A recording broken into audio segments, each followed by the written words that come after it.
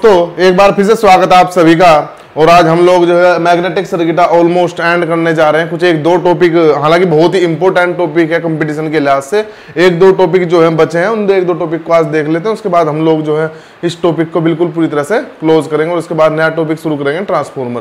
तो इसी magnetic circuit में जो बचा खुचा है उसमें से देख लेते हैं relation between self inductance and mutual inductance. जैसे सपोज मेरा कोई दो कॉइल है, ये मेरा एक कॉइल है L, ये मेरा एक कॉइल है जिसका सेल्फ इंडक्टेंस है L1, ये मेरा दूसरा कॉइल है जिसका सेल्फ इंडक्टेंस है L2। और सपोज यहां पर जो म्यूचुअल कपलिंग इंडक्टेंस है, उसकी वैल्यू है M। तो दोस्तों हालांकि मैंने आप लोगों को जो बताया म्यूचुअल इंडक्टेंस अलग तरीके से बताया, सेल्फ इंडक्टेंस जो है अलग तरीके से बताया, लेकिन यहां पर फिर भी इन दोनों टर्म के बीच, सेल्फ और म्यूचुअल, इन दोनों टर्म के बीच एक आपसी रिलेशन होता है। और वो आपसी रिलेशन डिपेंड करता है कि यहां का इस कॉइल 1 का फ्लक्स कितना, फ्लक्स इस कॉइल 1 का कितना फ्लक्स इस कॉइल 2 से लिंक्ड है। तो हम लोग कह सकते हैं यहां पर जो रिलेशन होता है, मैं डायरेक्ट रिलेशन लिखने जा रहा हूं, और वो जो रिलेशन होता है वो होता है M = K √ L1 × L2। M की जो वैल्यू होती है या कोफिशिएंट ऑफ म्यूचुअल इंडक्टेंस जो होगा वो √ पहली कॉइल का सेल्फ इंडक्टेंस इनटू दूसरी कॉइल का सेल्फ इंडक्टेंस इनटू K। तो L1 तो आप लोगों को बताने की आवश्यकता नहीं है कि कॉइल फर्स्ट का सेल्फ इंडक्टेंस होगा। L2 के बारे में भी आप लोगों को कुछ बताने की आवश्यकता नहीं है। लेकिन यदि K की बात करें तो K का जो नाम होता है, K को हम लोग बोलते हैं K को कोफिशिएंट ऑफ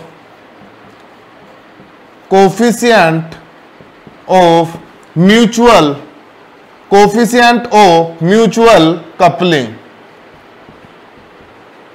थोड़ा सा इसके बारे में बात कर लेते हैं, कोफिशिएंट ऑफ म्यूचुअल कपलिंग। तो कोफिशिएंट ऑफ म्यूचुअल कपलिंग का एक सिंपल सा मतलब आप लोग जाने तो इसका मतलब ये होता है कि यहां पर कितना पर यूनिट वैल्यू, देखो दो आपके जो होते हैं स्केल होते हैं इंजीनियरिंग में, अगर आप लोगों ने पढ़े होंगे, एक चीज को तो हम बोलते हैं पर यूनिट वैल्यू, एक होता है परसेंट वैल्यू। ये जो क्वांटिटी होती है इसका मतलब होता है आउट ऑफ 100। सब लोग पढ़ते हैं class 3rd 4th 5th, first से देखना शुरू हो जाएगा कितना परसेंट मार्क्स है फर्स्ट क्लास में, सेकंड क्लास में, थर्ड क्लास में, फोर्थ क्लास में। तो परसेंट जो है आप इस लोगों से, इस वर्ड से जो है हमेशा फेमिलियर रहते हैं। परसेंट मतलब प्रति 100 में से कितना, उसे बोलेंगे हम परसेंट। और यदि पर यूनिट वैल्यू की बात करूं तो यहां पर हम बोलेंगे आउट ऑफ 1। यदि मैं बात करूं कहीं पर किसी पर्सन के क्लास 3rd में 60% हम बोलते हैं कि 60% मार्क्स आए हैं, तो इसका मतलब यह हुआ कि उस पर्सन के 100 में से 60 मार्क्स उसने जो है स्कोर किया। यदि मैं पर यूनिट की बात करूं तो पर यूनिट का मतलब होगा कि भाई अगर 100 में से 60 किया है तो 1 में से कितना करेगा, तो आंसर होगा 0.6। मोटा आप ये समझ सकते हो। यहां पर इसी प्रकार से हम लोग बोलेंगे K का मतलब होता है per unit flux linked to other coil. जो कोफिशिएंट ऑफ म्यूचुअल कपलिंग है, मेरा जो K है कोफिशिएंट ऑफ म्यूचुअल कपलिंग है, उसे मैं बोलूंगा per unit flux linked to coil. समझ लेते हैं, यहां पर समझ लेते हैं। जैसे सपोज मेरा इस कोइल का जो अपना खुद का फ्लक्स है, कोइल 1 का कह लीजिए आप लोग, इस कोइल का जो अपना फ्लक्स है, यदि सपोज यह 100 वेबर है, मैं कह देता हूं कि भाई कोइल 1 का जो मेरा फ्लक्स है कितना है 100 वेबर। और सपोज कोइल 2 से इस 100 में से, भाई ऑब्वियस सी बात है 100 का 100 हो सकता है कंप्लीटली जो है लिंक्ड ना हो रहा हो, कुछ फ्लक्स लीक हो सकता है, जिसे हम लोग बोलते हैं लीकेज फ्लक्स, जिसे हम लोग क्या बोलते हैं लीकेज फ्लक्स। अभी आगे चल के ट्रांसफॉर्मर आएगा, वहां काफी अच्छे से जो है आप इस टॉपिक के बारे में पढ़ोगे, लीकेज फ्लक्स क्या होता है, क्या परिणाम होता है इस चीज का। लेकिन अभी लीक मतलब निकल जाना या वेस्ट हो जाना। पानी की बाल्टी थी, एक पानी की बाल्टी थी, आप लोग कैरी कर रहे थे, तो कहीं पर बाल्टी में कुछ प्रॉब्लम आया तो उसकी वजह से जो है पानी का कुछ ना कुछ अमाउंट लीक होगा, निकल जाएगा। आपको यहां से 50 मीटर दूर तक बाल्टी को कैरी कर ले जाना था, लेकिन अगर बाल्टी में कमी आ गया तो पानी का कुछ अमाउंट लीक हो जाएगा बाल्टी में कमी के कारण, जिसके कारण जिसे हम बोलेंगे लीकेज वाटर। क्या बोलेंगे? Leakage water. उसी तरह से लीकेज फ्लक्स, यहां पर ये प्राइमरी थी, इसे कोइल 1 कह सकते हो। इस कोइल 1 का मैं चाहता था सारा फ्लक्स, टोटल फ्लक्स यहां पर लिख दो, लेकिन टोटल फ्लक्स यहां पर ये ट्रांसफॉर्मर का मान लीजिए आप लोग, ये जो केस है ट्रांसफॉर्मर का मान लीजिए, आप इसे प्राइमरी कह दीजिए, इसे सेकेंडरी कह दीजिए। हम लोग चाहते हैं कि प्राइमरी का टोटल फ्लक्स यहां पर लिख दो, लेकिन ऐसा नहीं होता, कुछ फ्लक्स एयर के थ्रू जो है लीक हो जाता है, उसके बारे में आगे चल के बात करेंगे। अब हम लोग कह सकते हैं जैसे सपोज यहां पर इस कोइल का प्राइमरी का ये ट्रांसफॉर्मर है, इसे ट्रांसफॉर्मर एज्यूम कर लीजिए आप लोग, ये ट्रांसफॉर्मर का प्राइमरी है, इसका फ्लक्स कितना है? 100 वेबर। तो मैं चाहता हूं कि मैक्सिमम से मैक्सिमम फ्लक्स जो है कोइल 2 से लिंक दो, या 100 का 100 वेबर फ्लक्स जो है कोइल 2 से लिंक दो, लेकिन ऐसा नहीं होता, क्योंकि मैंने आप लोगों को बताया कि एयर भी मैग्नेटिक फील्ड का, मैग्नेटिक फ्लक्स का कोई ऐसा इंसुलेटिंग मीडियम नहीं होता, उसमें भी जो है थोड़ा बहुत फ्लक्स की वैल्यू जो लीक करेगी। तो यहां पर 100 वेबर बना, लेकिन यहां पर इस 100 में से सिर्फ 70 वेबर लिंक हुआ है। मान लीजिए आप लोग अजम्पशन एज्यूम कर लीजिए आप लोग 100 वेबर कोइल फर्स्ट का जो है फ्लक्स बना है, लेकिन कोइल 2 से सिर्फ 100 में से 70 वेबर फ्लक्स जो है लिंक्ड हो रहा है। तो यहां 100 बना, उस 100 में से 70 यहां हुआ, 30 वेस्ट, 30 क्या हो गया? वेस्ट। और उस वेस्ट को क्या नाम दिया हमने? Leakage flux. तो हम लोग कह सकते हैं कि यहां पर जो के होगा मेरा, जो के की वैल्यू होनी चाहिए भाई, 100 में से 70 लिंक्ड हुआ, 100 में से 70 लिंक्ड हुआ। तो अगर परसेंट की बात करो, 100 में 70 सिंपल है, 100 में 70 70%। यदि पर यूनिट की बात करो, अगर यहां पर 1 वेबर होता, अगर प्राइमरी में 1 वेबर होता, क्योंकि मेरा जो के है, के की वैल्यू किस में लेनी है मुझे? पर यूनिट में। के की वैल्यू किस में लेनी है? पर यूनिट में। तो अगर यहां पर 100 था तो 70 हुआ, अगर यहां पर 1 वेबर का फ्लक्स होता तो यहां पर कितना जाता? 0.7। तो जो कपलिंग होगी, या कह सकते हो कोफिशिएंट ऑफ म्यूचुअल कपलिंग होगा, उसकी वैल्यू कितनी हो जाएगी मेरी? 0.7। 0.7। तो दोस्तों इस प्रकार से जो है आपको म्यूचुअल कपलिंग का जो कोफिशिएंट होगी उसकी वैल्यू आपको ऑब्जर्व करनी है कि कितनी होगा। और कभी कभी इस फॉर्मूले पर बेस्ड डायरेक्टली न्यूमेरिकल आता है, और डायरेक्टली न्यूमेरिकल होता है। एक चीज और, इस के की आप लोग खुद ही सोचिए, अगर मैं के की रेंज की बात करूं तो के की रेंज कितनी होनी चाहिए भाई? देखो 2 पॉसिबिलिटी है यहां पर, आप लोग ऑब्जर्व कर सकते हो, खुद इतना थोड़ा सेंस लगा सकते हैं आप लोग। देखिए 2 पॉसिबिलिटी है। अगर मिनिमम की बात करूं तो हो सकता है इस 100 वेबर में से कुछ भी ना गया हो। वर्स्ट से वर्स्ट केस क्या हो सकता है? बुरा से बुरा केस यह हो सकता है कि हो सकता है प्राइमरी में 100 वेबर फ्लक्स बना हो सकता है प्राइमरी में 100 वेबर फ्लक्स बना हो, लेकिन सेकेंडरी में फ्लक्स उस 100 में से 0 गया हो। कितना गया हो? 0। तो ऐसे केस में कपलिंग कितनी हो जाएगी? 100 में से 0 है तो 1 में से भी कितना होगा? 0। तो के की वैल्यू कितनी होगी? 0। के की वैल्यू कितनी होगी? 0। और दूसरे केस के अगर ये तो हुआ मिनिमम, भाई ऐसा तो है नहीं इससे नीचे जा सकता, नेगेटिव जा नहीं सकता। नेगेटिव का क्या मतलब हो? कुछ नहीं समझोगे। इसी तरह से अगर मैक्सिमम की बात करूं तो मैक्सिमम केस हो सकता है कि यहां से जितना फ्लक्स बना था आइडियल हुआ, तो हो सकता है सारा का सारा वहां पर जाकर लिंक्ड हो गया हो।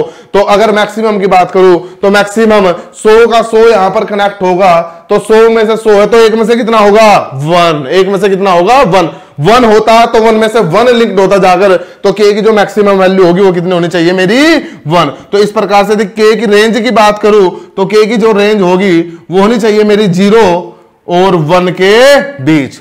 0 और 1 के बीच, इस तरह से दोस्तों के की जो रेंज होनी चाहिए वो 0 to 1। और यदि 1 हो जाता है, यदि के की वैल्यू जितनी ज्यादा होगी उतना ज्यादा फ्लक्स लिंक्ड हो रहा होगा, उतना कहीं पर भी कपलिंग के लिए अच्छा है। तो अगर के की वैल्यू 1 है तो हम बोलेंगे आइडियल कपलिंग। क्या बोलेंगे? आइडियल कपलिंग सबसे बेस्ट कपलिंग है, जहां पर टोटल फ्लक्स जो है सेकेंडरी से जाकर लिंक्ड हो रहा है, तो उस चीज को हम बोलेंगे आइडियल कपलिंग। तो के की जो वैल्यू होगी पर यूनिट, के की जो वैल्यू होगी per unit flux link to other coil, इसकी मैक्सिमम वैल्यू हो सकती है 1, मिनिमम होगी 0। और यह सिर्फ एक मानक है, एक स्टैंडर्ड है जो रिप्रेजेंट करता है मुझे कि प्राइमरी का कितना फ्लक्स मेरा सेकेंडरी से लिंक्ड हो रहा है। तो आप लोग इस तरह से छोटे छोटे न्यूमेरिकल कर सकते हैं। जैसे मैं आप लोगों को बताना चाहता हूं अभी कभी कभी ऐसा भी होता है कंपटीशन की, जब हम लोग बात कर लेते हैं, थोड़ा एक्स्ट्रा जान लेते हैं इस चीज के बारे में, कभी कभी ऐसा होता है आपको के की वैल्यू नहीं देगा।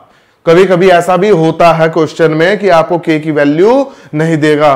तो दोस्तों क्वेश्चन के आंसर के हिसाब से आप लोग सिलेक्ट कर लेना, देख लेना। 1 रखकर कुछ आंसर आ रहा है तो बहुत अच्छी बात है, 1 रखकर नहीं आ रहा था, 0 से 1 के बीच की कुछ भी वैल्यू लेकर ऑप्शन से मैच कर लेना कि क्या आंसर उसका होना चाहिए। अल्टीमेटली मेरा कहने का मतलब ये है, आपको ऑप्शन से चेक करना है, कहीं पर ऐसा नहीं है। सबसे पहले आप लोग सपोज एक क्वेश्चन लिख लीजिए, आप लोग लिखिए, आप लोग यदि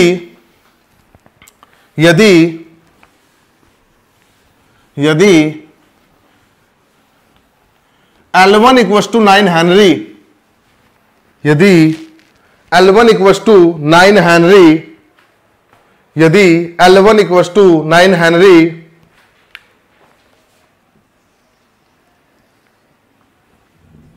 व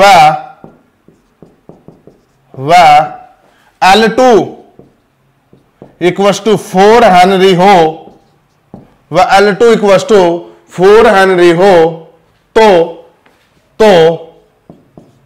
M क्या होगा? तो M क्या होगा? तो M क्या होगा? यदि L1 equals to 9 henry, L2 equals to 4 henry हो तो M क्या होगा? तो देखो दोस्तों, यहां पर 2 आंसर पॉसिबल है। यहां पर इस तरह क्वेश्चन आता है तो 2 आंसर पॉसिबल है।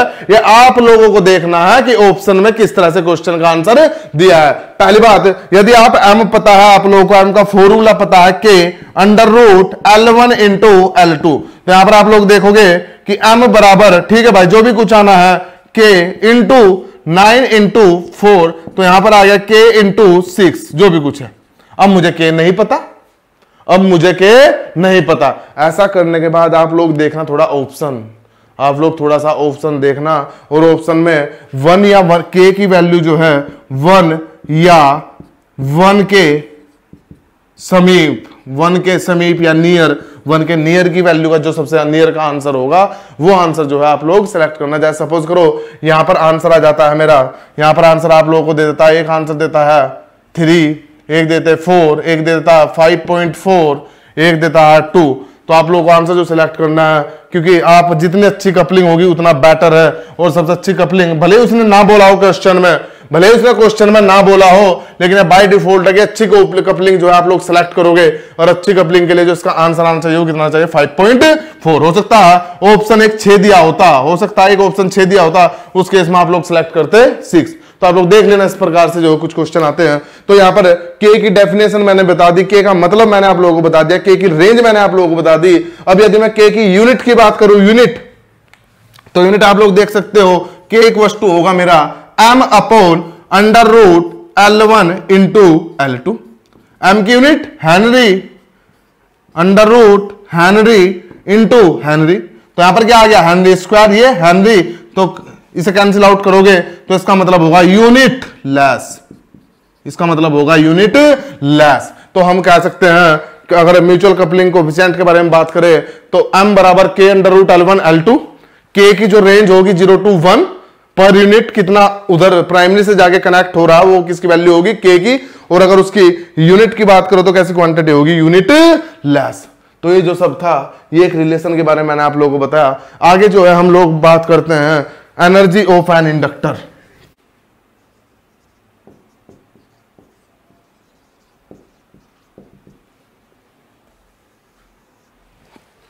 हाँ तो दोस्तों नेक्स्ट टॉपिक की बात कर लेते हैं, energy of an inductor. Inductor मेरा जो होता है RLC, 3 कंपोनेंट आपके हुए जेड के पार्ट होते हैं। मैंने बताया था आपको इलेक्ट्रिकल इंजीनियरिंग में बेसिकली 3 कंपोनेंट होते हैं, V, I और Z, है ना। आप लोगों को मैंने बताया था 3 कंपोनेंट होते हैं, V, I और Z। अब इस Z के भी 3 कंपोनेंट होते हैं, R, L और C। अगर मैं बात करूं R की, तो R जो है कभी भी एनर्जी स्टोर नहीं करता, R सिर्फ जो है हीट की फॉर्म में एनर्जी डिसिपेट करता है, खर्च करता है, वेस्ट करता है सिर्फ। कौन? R। अगर मैं बात करूं L की, इंडक्टर जो हम लोग पढ़ रहे हैं, इंडक्टर अपने एनर्जी स्टोर करता है, और एनर्जी स्टोर किसकी फॉर्म में करता है? किसकी? मैग्नेटिक फील्ड की। तो सबसे पहला पॉइंट L, एल या इंडक्टर, मैं इंडक्टर को शॉर्ट में एल लिख दे रहा हूं, L stores energy in magnetic field, in magnetic field. तो मेरा जो आर है, आर किसी भी प्रकार की एनर्जी स्टोर नहीं करता, लेकिन एल और सी दोनों एनर्जी स्टोर करते हैं। एल किस में करता है? मैग्नेटिक फील्ड में। और यदि कैपेसिटर की बात करूं, बताया गया होगा आपको इस टॉपिक के अंदर, कैपेसिटर की बात करूं, एक कैपेसिटर जो है मेरा, कैपेसिटर अपनी एनर्जी स्टोर करता है किसके फॉर्म में? इलेक्ट्रिक फील्ड की सॉरी। हम कह सकते हैं कि इंडक्टर जो होगा मेरा मैग्नेटिक फील्ड की फॉर्म में एनर्जी स्टोर करेगा, कैपेसिटर जो मेरा होगा इलेक्ट्रिक फील्ड की फॉर्म में करेगा, और इंडक्टर मैग्नेटिक फील्ड की। तो पहला पॉइंट, आर सिर्फ डिसिपिएट करेगा, एल और सी स्टोर करेंगे। एल और सी जो है स्टोर करेंगे। एल करेगा मैग्नेटिक फील्ड की फॉर्म में, सी करेगा मेरा इलेक्ट्रिक फील्ड के फॉर्म में। हम लोग देखते हैं, हम लोग कह सकते हैं कि इंडक्टर में जो एनर्जी होती है E equals to half Li²। Inductor के अंदर जो एनर्जी होती है वो होती है E equals to half Li²। E मतलब एनर्जी, L मतलब उस कोइल का सेल्फ इंडक्टेंस। किसी भी कोइल में, किसी भी इंडक्टर में जो एनर्जी है उसका L जो होगा, उसका सेल्फ इंडक्टेंस कोफिशिएंट जो होगा उसे L बोलेंगे। और I मतलब हो गया उस इंडक्टर से पास होने वाला जो करंट होगा। स्टेडी अभी बात करेंगे इसकी भी, नेक्स्ट टॉपिक शायद वही आएगा। अब स्टेडी स्टेट की बात करते हैं। स्टेडी स्टेट में जो करंट होगा, यानी इंडक्टर से फाइनल करंट जितना फ्लो हो रहा होगा उस करंट को हम लोग बोलेंगे I। तो किसी भी इंडक्टर में जो एनर्जी होगी वो दोस्तों कितनी होगी मेरी? Half Li²। कैपेसिटर का भी आप लोगों को थोड़ा रिवाइज करा देता हूं मैं। कैपेसिटर में जो एनर्जी होती है मेरी half, E equals to half, L की जगह C हो जाता है और I की जगह कौन हो जाता है मेरा? V²। इस प्रकार से, ठीक है दोस्तों, इस प्रकार से होता है। तो इंडक्टर की जो एनर्जी होती है हाफ Li² होती है। एक आध न्यूमेरिकल थोड़ा जो है सिंपल जो कंपटीशन जिस तरह के आने के चांस रहते हैं वो न्यूमेरिकल जो है मैं आप लोगों को करा देता हूं। तो लिखिए आप लोग,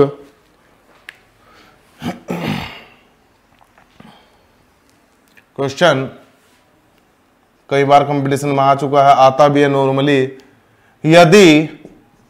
यदि किसी इंडक्टर की एनर्जी, यदि किसी इंडक्टर की एनर्जी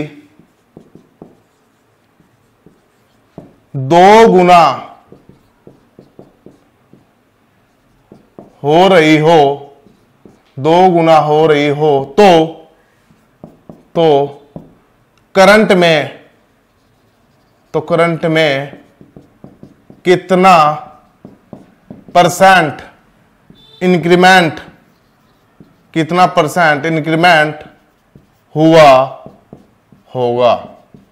इस तरह का न्यूमेरिकल जो आप लोगों को देखने को मिल जाता है कि कोई इंडक्टर है, इंडक्टर की एनर्जी 2 गुना हो रही है, तो ऐसा होने के लिए या एनर्जी में डबल होने के लिए करंट की कितनी परसेंट वैल्यू इंक्रीज हुई होगी? तो हम लोग यहां पर इसका यदि सॉल्यूशन देखें तो सपोज मेरा पहले जो एनर्जी है, स्टार्टिंग में जो एनर्जी रहा होगा उसका E मान लेता हूं, उसकी वैल्यू रही होगी हाफ Li²। मुझे पता है कि इंडक्टर की जो एनर्जी है वो कितनी होती है? Half Li²। अब उसने बोला कि नई एनर्जी जो है मेरी E न्यू जो है मेरी पहले की तुलना में कितना हो रहा है? पहले की तुलना में हो रहा है 2 गुना। तो जो नई एनर्जी होगी वो इसकी तुलना में 2 गुना होना चाहिए। पहली एनर्जी है, पहली स्टार्टिंग एनर्जी थी, ये कितनी होनी चाहिए? इसका गुना में 2, तो ये रहा होगा मेरा 2E। E new equals to 2E और इक्वल्स टू 2। भाई एनर्जी तो चाहे कुछ भी रहा हो, कुछ करंट चेंज हुआ होगा, इंडक्टर का कुछ करंट चेंज हुआ होगा जिसके कारण उसकी एनर्जी चेंज हुई होगी, और ये एनर्जी चेंज होकर कितनी हो गई? पहले की तुलना में डबल। और जब पहले की तुलना में डबल हो गई है तो I भी कुछ अलग रहा होगा, I भी की भी कुछ नई वैल्यू रही होगी। तो हम कह सकते हैं E न्यू, हम कह सकते हैं इस तरह से भी लिख सकते हैं इस चीज को कि E new equals to half Li new. इस तरह से भी लिख सकते हैं, ठीक। E न्यू आप लोगों को पता है कि एनर्जी मेरा 2 गुना हो रहा है, तो यहां पर लिख सकता हूं मैं 2E equals to half Li न्यू²।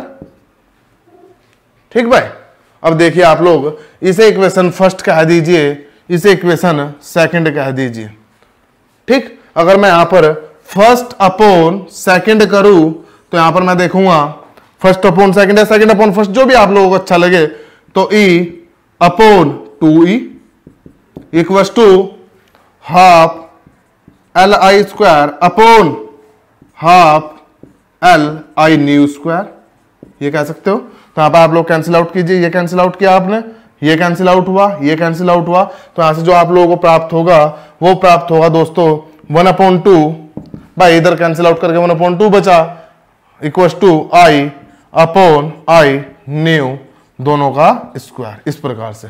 तो I न्यू जो मेरा होगा, I न्यू यहां से सोल्व करोगे से तो आप लोग देखोगे 2I स्क्वायर, वो भी अंडर रूट में। तो यहां से जाएगा मेरा √2 इंटू I, यानी कि बराबर 1.41 इंटू I।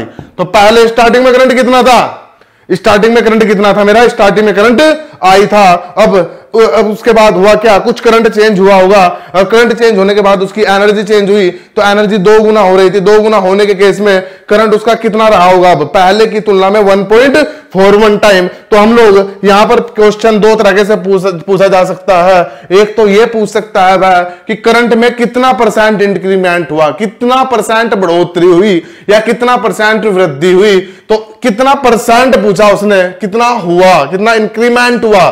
तो आप लोग देखो शुरू में करंट कितना था I, अब नया करंट कितना हो गया 1.41 I, नया करंट कितना हो गया 1.41 I। तो आप लोग देखोगे 0.41 कितना करंट बढ़ा, 0.41 कितने में से, 1 में से। तो यहां पर कह सकते हो 41 बढ़ेगा कितने से, 100 से। तो हम लोग कह सकते हैं कि इसका आंसर होना चाहिए 41%, क्योंकि इसने ये पूछा है कि कितना % बढ़कर कितना % इंक्रीमेंट हुआ। तो इंक्रीमेंट में सिर्फ आप लोग बढ़ोतरी वाली चीज बताओगे, और बढ़ोतरी जो है सिर्फ कितनी हुई है 0.41 की, कितने पर, 1 पर। तो 41 की होगी कितने पर, 100 पर। इसी प्रकार से वह पूछता कि करंट क्या है, करंट कितना % हो जाएगा, कितना % हुआ होगा, करंट कितना % हो जाएगा। तो पहले करंट कितना था 100%, अब करंट कितना हो जाएगा 141%। तो आप लोग देख लेना, उसने इंक्रीमेंट पूछा, आप लोग देख लेना कि उसने इंक्रीमेंट पूछा है या फिर टोटल कितना % हो गया वो पूछा है। आप लोग उस हिसाब से जो क्वेश्चन सिलेक्ट कर लेना। यहां पर 2 गुना की जगह 4 गुना भी हो सकता है, 6, 8, 10 जो भी कुछ है, जिस तरह से उस तरह से आप लोग सोल्व कर सकते हो। सेम क्वेश्चन एप्लीकेबल होता है कैपेसिटर में। सेम क्वेश्चन अगर कैपेसिटर मैंने आप लोगों को पढ़ाया तो मैं वहां पर भी इस तरह का न्यूमेरिकल कराऊंगा। सेम क्वेश्चन वहां पर एप्लीकेबल होता है। यदि किसी कैपेसिटर की एनर्जी 2 गुना हो रही हो तो करंट, या वहां करंट नहीं होगा, वहां पर पूछेगा वोल्टेज, वहां पर क्या पूछेगा, वोल्टेज। तो सेम फॉर्मूला लगता, सेम प्रोसीजर होता, E बराबर एनर्जी बराबर हाफ CV स्क्वायर, वहां पर क्या लगेगा V। तो आंसर घूम फिर के इसी तरह से जाएगा। इंडक्टर के लिए जो काम करंट करता है, कैपेसिटर के लिए ठीक वही काम कौन करता है, V। इंडक्टर के लिए जो काम L करेगा, कैपेसिटर के लिए वही काम कौन करेगा, C। तो इस प्रकार से जो है आप लोग चेक कर सकते हो दोस्तों। इंडक्टर की एनर्जी के बाद हमें एक इंपोर्टेंट टाइप का क्वेश्चन जो होता है,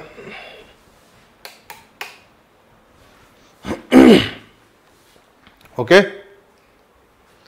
हाँ तो दोस्तों, इंडक्टर की एनर्जी के बाद एक इंपोर्टेंट टाइप के क्वेश्चन और होते हैं, कुछ जो कंपटीशन में आते हैं, उनके बारे में हम लोग बात कर लेते हैं, जो कि हालांकि कैपेसिटर या इंडक्टर दोनों पर ही आपको देखने को मिल सकते हैं। क्वेश्चन इस तरह से होते हुए, जैसे सपोज मुझे पता है, आप लोगों को मैंने बताया कि E बराबर मेरा किसी भी इंडक्टर में E या V कह सकते हो, वो बराबर -L di/dt होगा। भाई किसी भी इंडक्टर में इंड्यूस्ड ईएमएफ की जो वैल्यू होगी, किसी भी इंडक्टर में इंड्यूस्ड ईएमएफ की जो वैल्यू होगी वो होगी E बराबर L di/dt।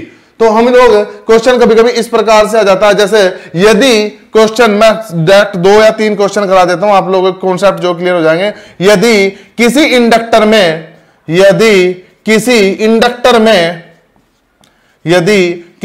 में करंट की वेवफॉर्म, करंट या ट्रायंगुलर कह सकते हो, यदि किसी इंडक्टर में ट्रायंगुलर वेवफॉर्म की करंट दी जा रही हो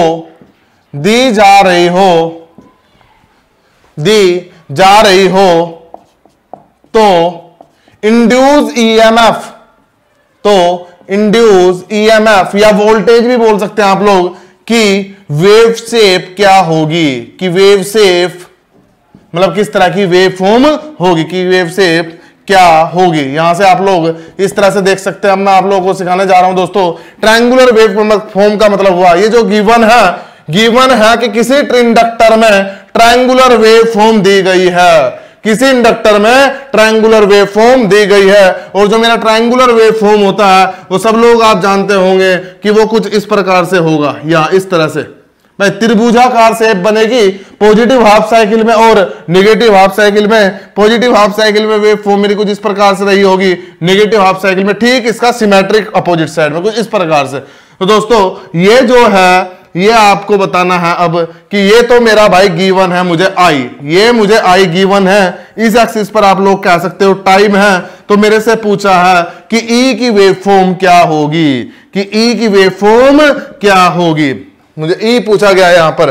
तो देखिए दोस्तों आप लोग, यदि मैं यहां से यहां तक की आप लोगों ने क्लास 11th में 11वीं क्लास में पढ़ा होगा कि किसी भी जो लाइन की इक्वेशन होती है, इस लाइन की अगर मैं इक्वेशन लिखना चाहूं तो वो इक्वेशन होगी y = m × x। y axis पर कौन है i, तो y की जगह रखूंगा मैं i, m मतलब स्लोप को x m ही रहने दीजिए, और x एक्सिस पर किसे लिया हमने t को, तो x की जगह रख सकते हैं हम लोग t। तो यहां पर जो इक्वेशन बनी होगी मेरी वो बनी होगी i = m × t। कहां पर, यहां पर। हालांकि यहां पर भी यही रहा होगा, बस फर्क इतना रहा होगा कि स्लोप निगेटिव हो गया होगा। ये चीज आप लोग क्लास 11th में इजीली देखा होगा आप लोगों ने। यहां पर स्लोप की वैल्यू m की वैल्यू क्या होगी निगेटिव। अब आप लोगों को वैल्यू किसकी फाइंड आउट करनी है, ईएमएफ की। किसकी फाइंड आउट करनी है, ईएमएफ की। और ई जो मेरा होता है, ई बराबर होता है -L × di/dt। तो माइनस साइन भी छोड़िए, आपको वेव शेप पूछी है कि भाई वेव शेप किस तरह की होगी, ट्रायंगुलर होगी, स्क्वायर होगी, पल्स होगी, साइनसोइडल होगी, कोस होगी, क्या होगी, ये आप लोगों को बताना है। तो यहां पर ई बराबर अगर आप लोग रखोगे तो -L, L एक कांस्टेंट है। इंडक्टर तो पहले भी जो था अभी भी वही इंडक्टर है, तो L की वैल्यू क्या रही होगी, सेम। तो अब यहां पर I की जगह आप लोग क्या रखोगे, MT। I की जगह क्या रखेंगे, यहां पर जो इसकी जो गिवन है, जो आई गिवन है मुझे, आई गिवन है जो उसकी जो इक्वेशन है वो इक्वेशन क्या, I = MT। तो आई की जगह क्या रखेंगे हम लोग, MT। तो I = -L d/dt × MT। अब आप लोग इस चीज को सोल्व कीजिए। इंजीनियरिंग करे हुए स्टूडेंट है आप लोग, तो उम्मीद करता हूं कि डिफरेंशिएशन तो यहां तक कर लोगे इजीली। बेसिक मैथमेटिक्स जिसे कहते हैं, यहां पर आप लोग देखोगे t के रेस्पेक्ट में ये हुआ, m मेरा कांस्टेंट हुआ, तो E = मेरा सोल्व करने के बाद आएगा I - mL। E बराबर आएगा -mL, और m भी कांस्टेंट है, L भी कांस्टेंट है, m भी कांस्टेंट है और L भी कांस्टेंट है। तो इस प्रकार से यदि मैं यही का यही ड्रॉ करूं, थोड़ा सा इजी रखने के लिए चीजों को हम ऐसे ही ड्रॉ कर लेते हैं इस चीज को। ये मेरा कह दीजिए ET, इस एक्सिस पर वही t। तो यदि मैं यहां पर ड्रॉ करूं इस चीज को, देख लो दोस्तों, यहां तक आप लोग देख सकते हो कि E = -mL constant, E = -mL constant. तो कांस्टेंट की वैल्यू, इसका मतलब यहां से लेकर यहां तक E की वैल्यू क्या रहेगी मेरी, कांस्टेंट, कुछ इस प्रकार से ये कह सकते हो। हालांकि -mL था, तो -mL में आप लोग उसे माइनस में भी दिखा सकते हो। यहां पर एग्जैक्टली यदि बात की जाए तो ये रहा होगा भाई -mL, कुछ भी माइनस कांस्टेंट हो गया ना, माइनस कांस्टेंट, दो कांस्टेंट आपस में मल्टीप्लाई होकर एक नया कांस्टेंट बनाएंगे, तो माइनस का कांस्टेंट हो गया। यहां पर इस प्रकार से दिखा सकते हो आप लोग, ठीक। इसी प्रकार से अब यदि आप लोग यहां से लेकर यहां तक की इक्वेशन की बात करो, इस लाइन की इक्वेशन की बात करो, तो इसकी इक्वेशन होगी I = -m × t। इस चीज का अगर आप लोग डिफरेंशिएशन करोगे तो यहां पर मिलेगा आपको कांस्टेंट, है तो कांस्टेंट ही, लेकिन बस साइन का फर्क पड़ेगा। यहां से यहां तक अगर आपको साइन माइनस मिल रहा था, तो यहां से यहां तक आपको साइन पॉजिटिव मिलेगा। तो आप लोग यहां से यहां तक कह सकते हो कि यहां तक जो अब वेव फॉर्म आएगी वो कुछ इस प्रकार की आएगी। ये रहा होगा कुछ आप इस तरह से। तो आगे भी इस चीज को आप बढ़ाओगे तो ये मुझे वेव फॉर्म इस प्रकार की दोस्तों जो है वेव फॉर्म मिलेगी, इस प्रकार की वेव फॉर्म मुझे प्राप्त होगी। यदि किसी इंडक्टर में मैं ट्रायंगुलर वेव फॉर्म दूंगा, यदि किसी इंडक्टर में मैं करंट की ट्रायंगुलर वेव फॉर्म दूंगा, तो उसका जो आउटपुट होगा या उसका जो इंड्यूस्ड ईएमएफ होगा वो रेक्टेंगुलर या पल्स शेप, इसे पल्स भी नहीं, इसे रेक्टेंगुलर शेप बोलेंगे हम लोग। क्या शेप बोलेंगे? Rectangular shape. और अगर कहीं पर, यदि कहीं पर रेक्टेंगुलर वर्ड ना दिया हो तो आप लोग स्क्वायर भी क्लिक कर सकते हैं। क्या क्लिक कर सकते हैं? स्क्वायर भी। तो इसका जो आंसर होगा, अगर आप किसी इंडक्टर को, यदि आप किसी इंडक्टर को ट्रायंगुलर वेव फॉर्म दोगे तो उसका जो ईएमएफ होगा वो क्या कहेंगे हम लोग? उसे कहेंगे हम स्क्वायर या फिर रेक्टेंगुलर वेव फॉर्म, या फिर रेक्टेंगुलर वेव फॉर्म। दोनों में बहुत स्लाइटली डिफरेंस होता है। स्क्वायर का मतलब होगा जब आपका ये वाला पोर्शन और ये वाला पोर्शन दोनों सब, मतलब इसका एरिया, और यहां पर ये इस तरह से रहा होगा कुछ, इसका एरिया क्या रहा होगा? सेम, उसे बोलेंगे एग्जैक्टली स्क्वायर। और अगर सेम ना रहा होगा तो उसे बोलेंगे रेक्टेंगुलर। साइड आप लोग जानते हैं सब कुछ, तो देख लेना आप ऑप्शन में आपको रेक्टेंगुलर मिलता है तो रेक्टेंगुलर क्लिक कर लेना, स्क्वायर मिलता है तो स्क्वायर क्लिक कर लेना आप लोग। और अगर एग्जैक्टली आंसर की बात करो तो रेक्टेंगुलर जो स्क्वायर है मेरा वो इस बात पर डिपेंड करता है, अगर सही मायने में ये रेक्टेंगुलर है, सही मायने में ये रेक्टेंगुलर है, लेकिन अगर स्क्वायर की बात करो तो स्क्वायर जब हो सकता है अगर मुझे वैल्यू दिया हो और ये वाला वैल्यू, ये वाली साइड मेरी इस वाली साइड के बराबर आ जाए तो उस केस में हम लोग बोलेंगे इसे स्क्वायर, अन्यथा आप लोग रेक्टेंगुलर के साथ चले जाना। इसी तरह से दोस्तों एक दो क्वेश्चन और देख लेते हैं हम लोग, एक दो क्वेश्चन और देख लेते हैं। तो इसका जो सही आंसर होगा वो होगा रेक्टेंगुलर वेवफॉर्म। और क्वेश्चन ट्राई कर लेते हैं। अब ट्रायंगुलर की जगह एक काम करते हैं हम लोग, स्क्वायर वेव दे देते हैं, स्क्वायर वेव। तो यहां पर देखिए आप, मैं थोड़ा सा क्विकली जो है थोड़ा मूव कर सकते हैं हम लोग। ये इस तरह से मेरा कुछ रहा होगा, ये इस तरह से,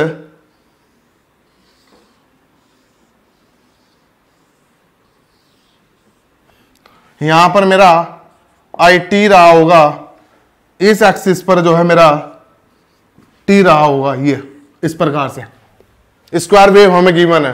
तो आप लोग देखिए E बराबर minus L D I upon D T होगा आप लोगों का। अगर आप यहां से लेकर यहां तक इस लाइन की इक्वेशन लिखने जाओगे तो देखो आप लोग फंक्शन जानते होंगे, ये मेरा एक्स एक्सिस है, ये मेरा वाई एक्सिस है, और ये इस तरह से कोई फंक्शन जा रहा है तो आप लोग देख सकते हो कि इसकी वैल्यू कांस्टेंट, अगर यहां पर 5 है तो वाई की वैल्यू हमेशा क्या रहेगी? 5। y की वैल्यू जो है हमेशा क्या रहेगी? 5। तो ये y किस तरह का फंक्शन हुआ? एक कांस्टेंट फंक्शन। कैसा फंक्शन है? Constant function. तो आप लोग देख सकते हो अगर यहां से यहां तक मैं की इक्वेशन लिखने जाऊं, यहां से यहां तक इक्वेशन लिखने जाऊं तो i बराबर मैं बोलूंगा कुछ भी कांस्टेंट यानी कि m कह दीजिए, ठीक। उसके बाद ये वाला पोर्शन आप लोग छोड़ दीजिए, ये वाला पोर्शन आप लोग छोड़ दीजिए। उसके बाद यहां से यहां तक देखिए आप देखोगे कि i equal to minus m, ये वाला भी छोड़ दीजिए, कोई बात नहीं, कर लेते हैं बात इस बारे में भी। तो अब लगाइए आप लोग E बराबर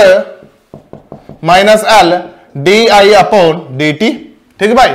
यहां पर D I upon D T की जगह क्या रखोगे? Minus L D upon D T, I की जगह m। कांस्टेंट, कांस्टेंट का डिफरेंशिएशन 0, कांस्टेंट का डिफरेंशिएशन है 0। तो यहां पर वैल्यू कितनी आएगी इसकी? घूम फिर गए 0, 0 बटा सन्नाटा। और 0 जो होता है, 0 को आप लोग जब ग्राफ में दिखाओगे, यहां एक ग्राफ और बना लीजिए इसके ई का, ये ई रहा होगा, तो यहां से यहां तक इसकी जो वैल्यू मिलेगी वो कितनी मिलेगी मुझे? यहां तक 0, ये वैल्यू कितनी मिलेगी? 0। अब देखिए दोस्तों इसकी कहानी देखना आप लोग, इसकी ये जो एकदम से चेंज हुआ, ये जो चेंज हो रहा है एकदम से, ये देखिए आप लोग, आप देख सकते हो यहां पर ये जो इक्वेशन मैंने बनाई थी वो यहां से यहां तक बना पा रहा हूं, यहां पर इक्वेशन नहीं बना पा रहे। यहां पर आप लोग देख सकते हो कि ये जो, अगर इस ग्राफ को आप थोड़ा सा ऑब्जर्व करो, मैथमेटिकली थोड़ा सा ऑब्जर्व करो, तो आप देखोगे कि टी जो मेरा है, यहां पर टी की वैल्यू बहुत कम है, लेकिन आई में, आई से कहां गया? माइनस आई। करंट जो है बहुत ज्यादा चेंज हुआ है, लेकिन टाइम की वैल्यू बहुत ही कम है। आप लोग देख सकते हो, फिजिकली ऑब्जर्व कर सकते हो, यहां से यहां पर करंट आई से माइनस आई, प्लस जितना था उतने से ही उतना माइनस में चले गया, लेकिन इस बीच में जो टाइम लिया गया वो टाइम की वैल्यू बहुत ही कम है। तो आप लोग कह सकते हो कि इसकी वैल्यू क्या होगी? बहुत ही हाई। क्या होगी? बहुत ही हाई। एक बार यहां से यहां जा रहे हो तो पॉजिटिव से नेगेटिव जा रहा है, एक बार यहां से यहां जा रहा है तो नेगेटिव से पॉजिटिव जा रहा है। तो इसकी जो वेव फॉर्म आनी चाहिए वो कुछ इस तरह से आनी चाहिए, ये यहां पर, उसके बाद ये इस तरह चलेगा, फिर ये जो इंक्रीमेंट की लाइन थी इनपुट की वो यहां पर इस तरह से, फिर इसी प्रकार से यहां पर ये इस तरह से। तो इस चीज को जो बोलते हैं हम लोग, बोलते हैं इसे इंपल्स वेवफॉर्म, इंपल्स वेवफॉर्म एकदम से हाइक हो रही है, इंपल्स वेवफॉर्म। ठीक दोस्तों, इसी प्रकार से आप लोग डिफरेंट टाइप की जो वेव फॉर्म होगी उन वेव फॉर्म के लिए जो ईएमएफ की वेव स्वैप होगी, आपको मैं ट्यूटोरियल में जो 5-7 इस तरह के क्वेश्चन दूंगा जहां पर आपको आउटपुट की वेव फॉर्म निकालनी होगी, वहां पर बात करेंगे। अभी मैंने आपको कॉन्सेप्ट समझाने की कोशिश की है। ठीक है, आप इसका रिवर्स भी कर सकते हैं। आप लोग ठीक इसका रिवर्स भी कर सकते हैं। जैसे सपोज आप लोगों को कहा जाए कि किसी इंडक्टर में, देखना दोस्तों मैं ज्यादा क्वेश्चन नहीं लिख रहा, टाइम की थोड़ी शॉर्टेज है, लेकिन फिर भी मैं आप लोगों को जो 1-2 क्वेश्चन यहां पर कराने की कोशिश करता हूं। जैसे आप लोगों को यहां पर कहा जाए कि मेरा इंड्यूस्ड ईएमएफ किसी एल के लिए जो ई की वेव फॉर्म है, वो ई की वेव फॉर्म सपोज ट्रायंगुलर है। आप लोग इस तरह से मान लीजिए, सपोज ई जो मेरा है वो ट्रायंगुलर है, तो आई किस प्रकार का होगा। मुझे ई जो है गिवन है ट्रायंगुलर, आई मेरे से पूछा गया है, तो मुझे पता है ई इक्वल टू होता है -L di/dt। तो यहां से आप लोग कह सकते हो, अगर आप लोग देखो तो E/L into dt equal to di, यहां से लिख सकते हैं dt एक तरफ ले गए, di एक तरफ ले गए। उसके बाद आप लोगों ने कर दिया इंटीग्रेशन, क्या कर दिया इंटीग्रेशन, तो आप लोग कह सकते हो E/L into t equal to i, हाँ या ना। तो यहां से आप लोग बोल सकते हो this gives i equal to, जो i की वेव फॉर्म होगी वो होगी मेरी E/L इंटू t। तो आप लोग देखिए यहां पर ई की यदि वेव फॉर्म की बात करूं, मैं यहां पर ये बात करूं ई की वेव फॉर्म की, तो ई की वेव फॉर्म क्या होगी यहां पर आई इक्वल टू, मैं कह सकता हूं m इंटू टी। भाई इस एक्सिस पे टी है ना, इस एक्सिस पे टी है, तो x की बजाय आप टी लिखोगे, m into T upon L. तो आंसर आ गया मेरा mt²/L। और मुझे पता है टी की जगह x और t सिनोनिम्स चल रहे हैं, तो t का स्क्वायर का मतलब हो गया पैराबोला। क्या मतलब हो गया, पैराबोला। तो यहां पर जो करंट की वेव फॉर्म होनी चाहिए, यहां पर जो करंट की वेव फॉर्म होनी चाहिए वो कैसी होनी चाहिए, पैराबोलिक। तो इस तरह से दोस्तों आप लोग चेक कर लेना, आई दिया है तो ई निकाल लेना, ई दिया है तो आई निकाल लेना। और ठीक इसी तरीके से मैं आप लोगों को कैपेसिटर का भी फॉर्मूला लिख देता हूं, उसके बेस पर भी मैं आपको जो है ट्यूटोरियल में 1-2 क्वेश्चन जरूर दूंगा। वहां पर जो कैपेसिटर में होता है, इंडक्टर के लिए होता है ई या V equal to L di/dt minus, ऐसे। कैपेसिटर के लिए ठीक इसका उल्टा होता है, मैंने बताया आप लोगों को, बार बार मैं बता रहा हूं। L की जगह आप लोग रखिए C और I की जगह आप लोग रखिए dV/dt, I की जगह V और E की जगह रखिए I। तो वहां पर जो फॉर्मूला होता है वो होता है I equal to C dV/dt। वहां पर भी आप लोग देख लेना कौन सी वेव शेप आपको दी है, कौन सी वेव शेप आपसे पूछी है। ठीक सेम तरह का कॉन्सेप्ट आप लोग वहां पर भी निकाल सकते हो। आपके पास स्क्वायर वेव फॉर्म होती है, ट्रायंगुलर होती है, साइनोसॉइडल होती है, इंपल्स होती है, इस तरह की 4-5 जो मेन फॉर्म होती है जो कंपटीशन के लिहाज से इंपोर्टेंट होती है। इस तरह से होता है, आप लोग अप्लाई कर लेना किसका क्या आएगा आंसर और किसका क्या आएगा। टॉपिक की तरफ बढ़ते हुए हम लोग बात करेंगे rising and decaying of current in an inductor. मैंने आप लोगों को बताया था कि ये मेरा कोई इंडक्टर है और इस इंडक्टर में सपोज कोई करंट आई फ्लो हो रहा है। मैंने बताया था आपको यदि ये आई चेंज होगा तो इस आई चेंज होने के कारण या इंडक्टर से करंट चेंज होगा, और इंडक्टर से करंट चेंज होगा तो इसका मतलब उसका अपना एक फ्लक्स चेंज होगा। और आप लोगों को फैराडे के नियम के अनुसार पता है कि यदि किसी इंडक्टर से लिंक्ड फ्लक्स की वैल्यू चेंज होती है तो उस इंडक्टर में एक ईएमएफ इंड्यूस होगा, और आप ईएमएफ कह सकते हो या उसी प्रकार से एक करंट कह सकते हो, एक करंट इंड्यूस होगा। और वो करंट लेंस लॉ के अकॉर्डिंग उस प्राइमरी करंट का क्या करेगा, अपोज। तो अल्टीमेटली जो कहानी थी वो कहानी इस प्रकार से थी कि यदि किसी इंडक्टर से करंट चेंज हो रहा हो, यदि किसी इंडक्टर से करंट चेंज हो रहा हो तो उस इंडक्टर की प्रॉपर्टी होती है कि वह इंडक्टर अपने अंदर से चेंज होने वाले करंट का क्या करेगा, अपोज। और वो जो अपोज था वो उसकी पूरी कहानी मैंने आप लोगों को बताई थी। अब उसी प्रकार से हम लोग बात कर लेते हैं। जैसे सपोज ये कोई मेरा वोल्टेज सोर्स है और ये मेरा कोई कोइल है। दोस्तों कोइल की मैं बात बता देता हूं आप लोगों को। जब भी कभी पेपर में, एग्जाम में या कहीं पर भी कोई आपसे कोइल वर्ड बोले, आपको कहा जाए कि कोइल, तो कोइल का मतलब होता है R प्लस L दोनों। कहीं पर भी अगर यदि आपका कहीं किसी भी एग्जाम में या कोई भी आपसे पूछे कि कोइल क्या होता है भाई, तो कोइल एक कॉम्बिनेशन होता है सीरीज में R और L का। देखो अच्छी बात है कि इंडक्टर बन रहा है, अच्छी बात है कि इंडक्टर बन रहा है, लेकिन इंडक्टर बन रहा है तो वहां पे कंडक्टर भी है, और कंडक्टर वहां पर है तो रेजिस्टेंस भी वहां पर निश्चित रूप से रहा होगा। तो आप लोग कहीं पर भी अगर वर्ड यूज होता है कोइल, तो कोइल का मतलब होता है कि वहां पर रेजिस्टेंस भी रहा होगा और उस कोइल का इंडक्टेंस भी रहा होगा। तो हम कह सकते हैं कि ये जो कंप्लीट है, ये R और L का जो कॉम्बिनेशन है, ना तो ये सिर्फ इंडक्टर है, ना ये सिर्फ रेजिस्टेंस है, क्या है एक्चुअल में एक कोइल। और हाँ, यदि हो सकता है कहीं पर परफेक्टली इंडक्टिव कोइल बोला जाए आपको, आइडियल इंडक्टिव कोइल। अगर आइडियल इंडक्टिव कोइल बोला जाता है तो आइडियल इंडक्टिव कोइल का मतलब होगा कि अब भाई सिर्फ मेरा L है। लेकिन यदि सिर्फ वर्ड यूज हुआ है कोइल, तो कोइल का मतलब होगा R प्लस L। तो मैं बात कर रहा हूं आप लोगों से इस प्रकार से कि कोई कोइल है और उस कोइल के अक्रॉस कोई डीसी सोर्स कनेक्टेड है, उस कोइल के अक्रॉस कोई डीसी सोर्स कनेक्टेड है। तो देखो हम लोग यहां पर क्या करते हैं, एक स्विच भी लगा देते हैं। स्विच इस प्रकार से, ये स्विच इस तरह से दिखाया जाता है दोस्तों। इस तरह से मैं इसे मार्क कर देता हूं T=0। इसका मतलब मैं थोड़ा समझा देता हूं, क्योंकि बिल्कुल हम लोग बिल्कुल कोशिश कर रहे हैं कि बिल्कुल जीरो से बताऊं। मैं बिल्कुल पूरी तरह से कोशिश कर रहा हूं आपको छोटी से छोटी चीज भी बताऊं। मैं अज्यूम करके चल रहा हूं कि आप लोगों को इन चीजों से कोई वास्ता मतलब नहीं है। एज आपको मैकेनिकल या सिविल इंजीनियर स्टूडेंट कंसिडर करके मैं जो है चीजों को आपको बता रहा हूं। तो यहाँ पर यदि टाइम 0 इस तरह से मार्क किया जाता है, देखिए मैंने स्विच को यहाँ इस तरह से दिखाया है, ये इस तरह बाहर दिखाया है और बाहर के बाद T=0 दिखाया। इसका मतलब ये हुआ कि T=0 पर इस स्विच को ऐसे रोटेट किया जाएगा।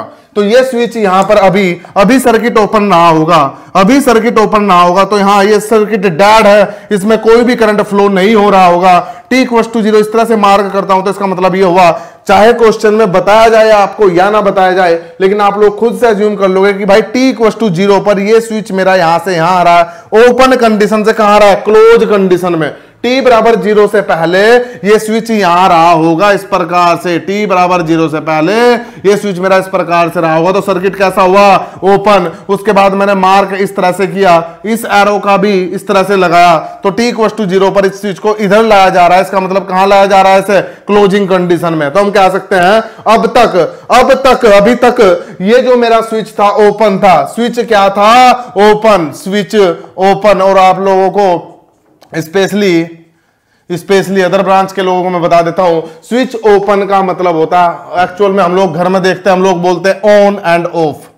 हम लोग घर में देखते हैं ऑन एंड ऑफ, लेकिन यदि टेक्निकली बात की जाए, इलेक्ट्रिकल तौर पर बात की जाए, अगर स्विच ऑन है तो ऑन का मतलब है स्विच क्लोज है। ऑन का मतलब है स्विच क्लोज है। आपको ऑन का मतलब ओपन मत कहना, ऑन का मतलब है कि करंट चालू है। और करंट कब चालू होगा, जब स्विच कनेक्टेड होगा। और स्विच कब कनेक्टेड होगा, जब यहां पर क्या होगा, क्लोज। और ऑफ का मतलब होता है कि मेरा स्विच, ऑफ का मतलब अगर स्विच ऑफ बोल रहा हूं तो ऑफ का मतलब है ओपन है, सर्किट ओपन है तो यहां पर कोई भी करंट फ्लो नहीं हो रहा। तो आप लोग थोड़ी छोटी छोटी चीजें लेकिन काफी अहम रखती है। जब आप लोग कभी भी कहीं कंपटीशन में बैठते हो तो छोटी छोटी चीजें बहुत मायने रख जाती है। स्विच अभी तक मेरा ओपन था, अब मैंने क्या किया, T=0 पर स्विच क्लोज किया गया। T=0 पर स्विच क्लोज किया गया। अब होगा क्या दोस्तों, देखो T=0 से पहले अगर आप लोग बात करो इंडक्टर से करंट की, यहां पर I की बात करो, ये मैं I बोल देता हूं इसे। अगर मैं I की बात करूं तो I T=0 से पहले स्विच ओपन रहा होगा, स्विच अब तक ओपन रहा होगा। तो ओपन रहने पर I की जो वैल्यू रही होगी, I की वैल्यू कितनी रही होगी मेरी, 0। अब मैंने स्विच अब मैंने स्विच क्लोज किया, जब मैं स्विच क्लोज करूंगा तो मेरा स्विच क्लोज करने के बाद जो मेरा सर्किट बनेगा वो सर्किट मेरा कुछ इस प्रकार से बनेगा। ये मेरा यहां पर ईएमएफ या वोल्टेज सोर्स रहा, यहां पर मेरा ये रेजिस्टेंस रहा, ये इस प्रकार से मेरा इंडक्टर रहा दोस्तों। स्विच क्लोज करने के बाद मेरा सर्किट कुछ इस प्रकार से बनेगा। और अब देखिए आप लोगों की क्या होगा, ये मेरा V है, ये मेरा R है, ये मेरा L है। एक्चुअल में अब मेरा करंट इंक्रीज होना स्टार्ट होगा, अब मेरा करंट इंक्रीज होना, इसे कैपिटल आई आप लोग दिखाइए, इसे एक्चुअल में अब मेरा जो करंट होगा वो इंक्रीज होना स्टार्ट होगा। लेकिन इंडक्टर की प्रॉपर्टी होती है, इंडक्टर की प्रॉपर्टी होती है कि इंडक्टर करंट के चेंज का क्या करेगा, अपोज। इंडक्टर करंट के चेंज का क्या करेगा, अपोज। तो इसलिए मैं कह सकता हूं जैसे ही स्विच क्लोज होगा, स्विच क्लोज होने से पहले करंट जीरो था, तो जस्ट स्विच क्लोज होने के बाद भी करंट कितना रहा होगा, जीरो। किसके कारण, किसके कारण, क्योंकि इंडक्टर ने क्या किया होगा, करंट के चेंज का अपोज। तो आप लोगों से अगर अभी हाल फिलहाल में मैं छोटी छोटी चीज आप लोगों को बताता चलता हूं, कभी कभी ऐसा आ सकता है, ये सर्किट दिया है, मेरे से बोला जाए भाई टी बराबर 0 पॉजिटिव पर, टी बराबर 0 पॉजिटिव पर आई की क्या वैल्यू होगी। क्वेश्चन इस प्रकार से आ सकता है, टी बराबर, बिल्कुल सेम सर्किट दिया गया है, स्विच टी बराबर 0 पर क्लोज किया जा रहा है, तो टी बराबर 0 पॉजिटिव पर करंट की वैल्यू क्या होगी। तो पहले तो मैं मतलब समझ लेता हूं टी बराबर 0 पॉजिटिव का। टी बराबर 0 पॉजिटिव का मतलब होगा 0 से जस्ट बाद, 0 के जस्ट बाद, 0 के जस्ट बाद 0.001 सेकंड, कुछ भी कह सकते हो, जस्ट बाद, बिल्कुल। इसीलिए पॉजिटिव, आप लोगों ने मैथमेटिकली लिमिट एक टॉपिक होता है, लिमिट पढ़ा होगा, right hand limit, left hand limit, वहां पर आप लोगों ने पढ़ा होगा, मैं ज्यादा डीप में नहीं जाऊंगा। लेकिन इसका जस्ट मतलब होता है कि 0 के जस्ट बाद, तो 0 के जस्ट बाद, 0 करंट की प्रॉपर्टी, सॉरी इंडक्टर की प्रॉपर्टी होती है कि करंट के चेंज का क्या करता है, अपोज। तो 0 से पहले जितना करंट था, 0 के बाद भी उतना ही करंट रहेगा। मैं कह सकता हूं L में, इंडक्टर को L से लिख रहा हूं, L में 0 से पहले जो करंट रहा होगा, जो करंट रहा होगा 0 के जस्ट बाद भी, 0 के जस्ट बाद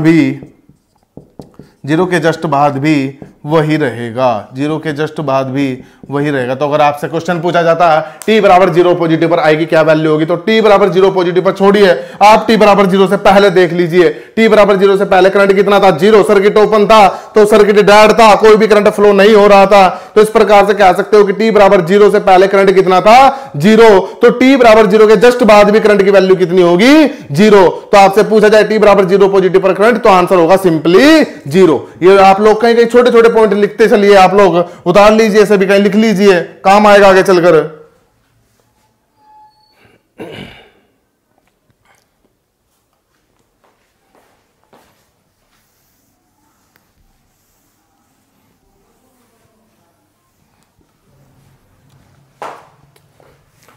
अब देखिए आप लोग, 0 के जस्ट बाद तो ठीक है 0 रहा होगा, 0 के करंट, इंडक्टर जो है करंट के चेंज का अपोज करेगा, तो जो करंट 0 से पहले रहा था 0 के जस्ट बाद भी वही करंट रहा होगा। लेकिन ये कब तक चलेगा दोस्तों, अगर ऐसा हो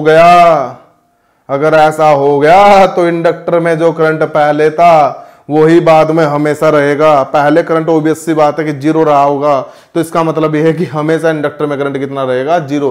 क्या ऐसा पॉसिबल है, हो ही नहीं सकता। अगर ऐसा पॉसिबल है तो इंडक्टर से कभी भी करंट पास ही नहीं होगा, और कभी भी इंडक्टर से करंट पास नहीं होगा, तो इस बात का सिंपल सा मतलब हुआ कि इंडक्टर का इलेक्ट्रिकल सर्किट में कोई भी रोल नहीं है। ऐसा नहीं होता, स्टार्टिंग में करंट 0 होगा, अपोज करेगा वो, इंडक्टर करंट के चेंज का अपोज करेगा। लेकिन कब तक आप लोगों ने देखा होगा प्रैक्टिकली भी, बहुत से लोग आप में से हॉस्टल में रहने वाले रहे होंगे, जिस तरह मैं हॉस्टल में रहा हूं उस तरह से आप लोग भी हॉस्टल में रहे होंगे। हॉस्टल में एक जुगाड़बाजी होती थी, हीटर चलाते थे आप लोग, मैं भी चलाता था, उम्मीद करता हूं आप लोग भी चलाते होंगे, या हो सकता है हमें ऐसे कॉलेज में पढ़े हो जहां पर हमें चलाने की जरूरत पड़ती है, आप लोग हो सकता है ना आपको जरूरत पड़े, लेकिन हम लोग एक नॉर्मल जो लाइफ होती है हॉस्टल लाइफ, उसमें हीटर का यूज होता है। और उस हीटर में जो स्टूडेंट लाइफ होती है, वो स्टूडेंट लाइफ भी कुछ इस तरह की होती है कि इतने पैसे नहीं होते कि हम वहां पर एक पावर स्विच लगा सके। तो वहां पर हम लोग क्या करते हैं, घर में भी आप लोगों ने देखा होगा, हम लोग उसके जो तार होते हैं, 2 वायर होते हैं, उन वायर को थोड़ा सा छिल के निकाल लेते हैं और बाहर लगाते हैं। फिर इस तरह से कहीं पर सर्किट को, कहीं पर वायर को बेयर किया जाता है, उसके ऊपर से इंसुलेटर उतारा जाता है, उसके ऊपर उसे इस तरह से कुंडी टाइप की डाल देते हैं। तो आप लोगों ने देखा होगा जब एक लगा दिया होगा, जब दूसरा लगाने की कोशिश की होगी, जैसे मैं बात करूं, ये मेरा कोई यहां पर स्विच है, आप लोग घर में भी देखते होंगे, स्विच है इस तरह से अर्थ भी दे देते हैं, चलो अर्थ भी मान लेते हैं। मैं क्या कर रहा हूं, एक वायर मैंने लगा दिया, दूसरा वायर जब मैं लगाने को जा रहा हूं, देखना हीटर पे काफी लोड पे देखा होगा आपने, उन लोड के बारे में बताऊंगा आपको। जब दूसरा वायर आप लगाने गए होंगे तो आपने देखा होगा स्पार्किंग हुई होगी, स्पार्किंग, वहां पर क्या हुई होगी, स्पार्किंग। उस स्पार्किंग का जो बेसिकली मतलब होता है वो ये होता है कि जब आप दूसरा तार लगाने जा रहे हो तो आप ये स्विच क्लोज करने जा रहे हो। आप इस तरह समझ सकते हो, आप जब दूसरा तार लगाने जा रहे हो तो आप ये स्विच जो है मेरा क्लोज करने जा रहे हो। और जब ये स्विच क्लोज करने जा रहे हो तो इंडक्टर बोलता नहीं, अब तक करंट कितना था, 0। अब तक करंट कितना था, 0। तो इंडक्टर कहता है मैं अब भी 0 रखूंगा। कितना रखूंगा, 0। मैं करंट को चेंज नहीं होने दूंगा, और करंट चेंज नहीं होने दूंगा तो मैं ये तार भी, ये दूसरी वायर भी दूसरे बोर्ड में नहीं लगाने दूंगा। तो यही होता है जब आप 2 तार इस तरह से लगाओगे, एक तो लगा दिया, जब दूसरा लगाने जाते हो, जैसे ही सप्लाई चालू होने वाले तो वैसे ही क्या होती है, स्पार्किंग। उस स्पार्किंग का जो मेन रोल होता है वो ये होता है कि वो इंडक्टर के कारण होती है। किसके कारण होती है, इंडक्टर। पीछे जितना, इस तार के पीछे जितना भी लोड रहा होगा, उस लोड में जितना ज्यादा इंडक्टेंस होगा, क्या होगा, इंडक्टेंस। मैंने आप लोगों को बताया कहीं पर भी कोइल होती है, कोइल में आर भी होता है, एल भी होता है, जितना अधिक इंडक्टेंस रहा होगा उतना अधिक क्या रहेगा, स्पार्किंग। और स्पार्किंग का मतलब ये होता है वो कोशिश करता है, वो दूसरा तार कोशिश करेगा कि यहां पर कनेक्ट ना हो, यहां पर कनेक्ट ना हो, और यहां पर कनेक्ट नहीं होगा। कनेक्ट ना होने का रीजन होता है कि इंडक्टर कोशिश करता है कि मेरे अंदर से करंट की वैल्यू का चेंज ना हो। तो वो तार कोशिश करता है कि जब तक ना लगे तो ना लगे।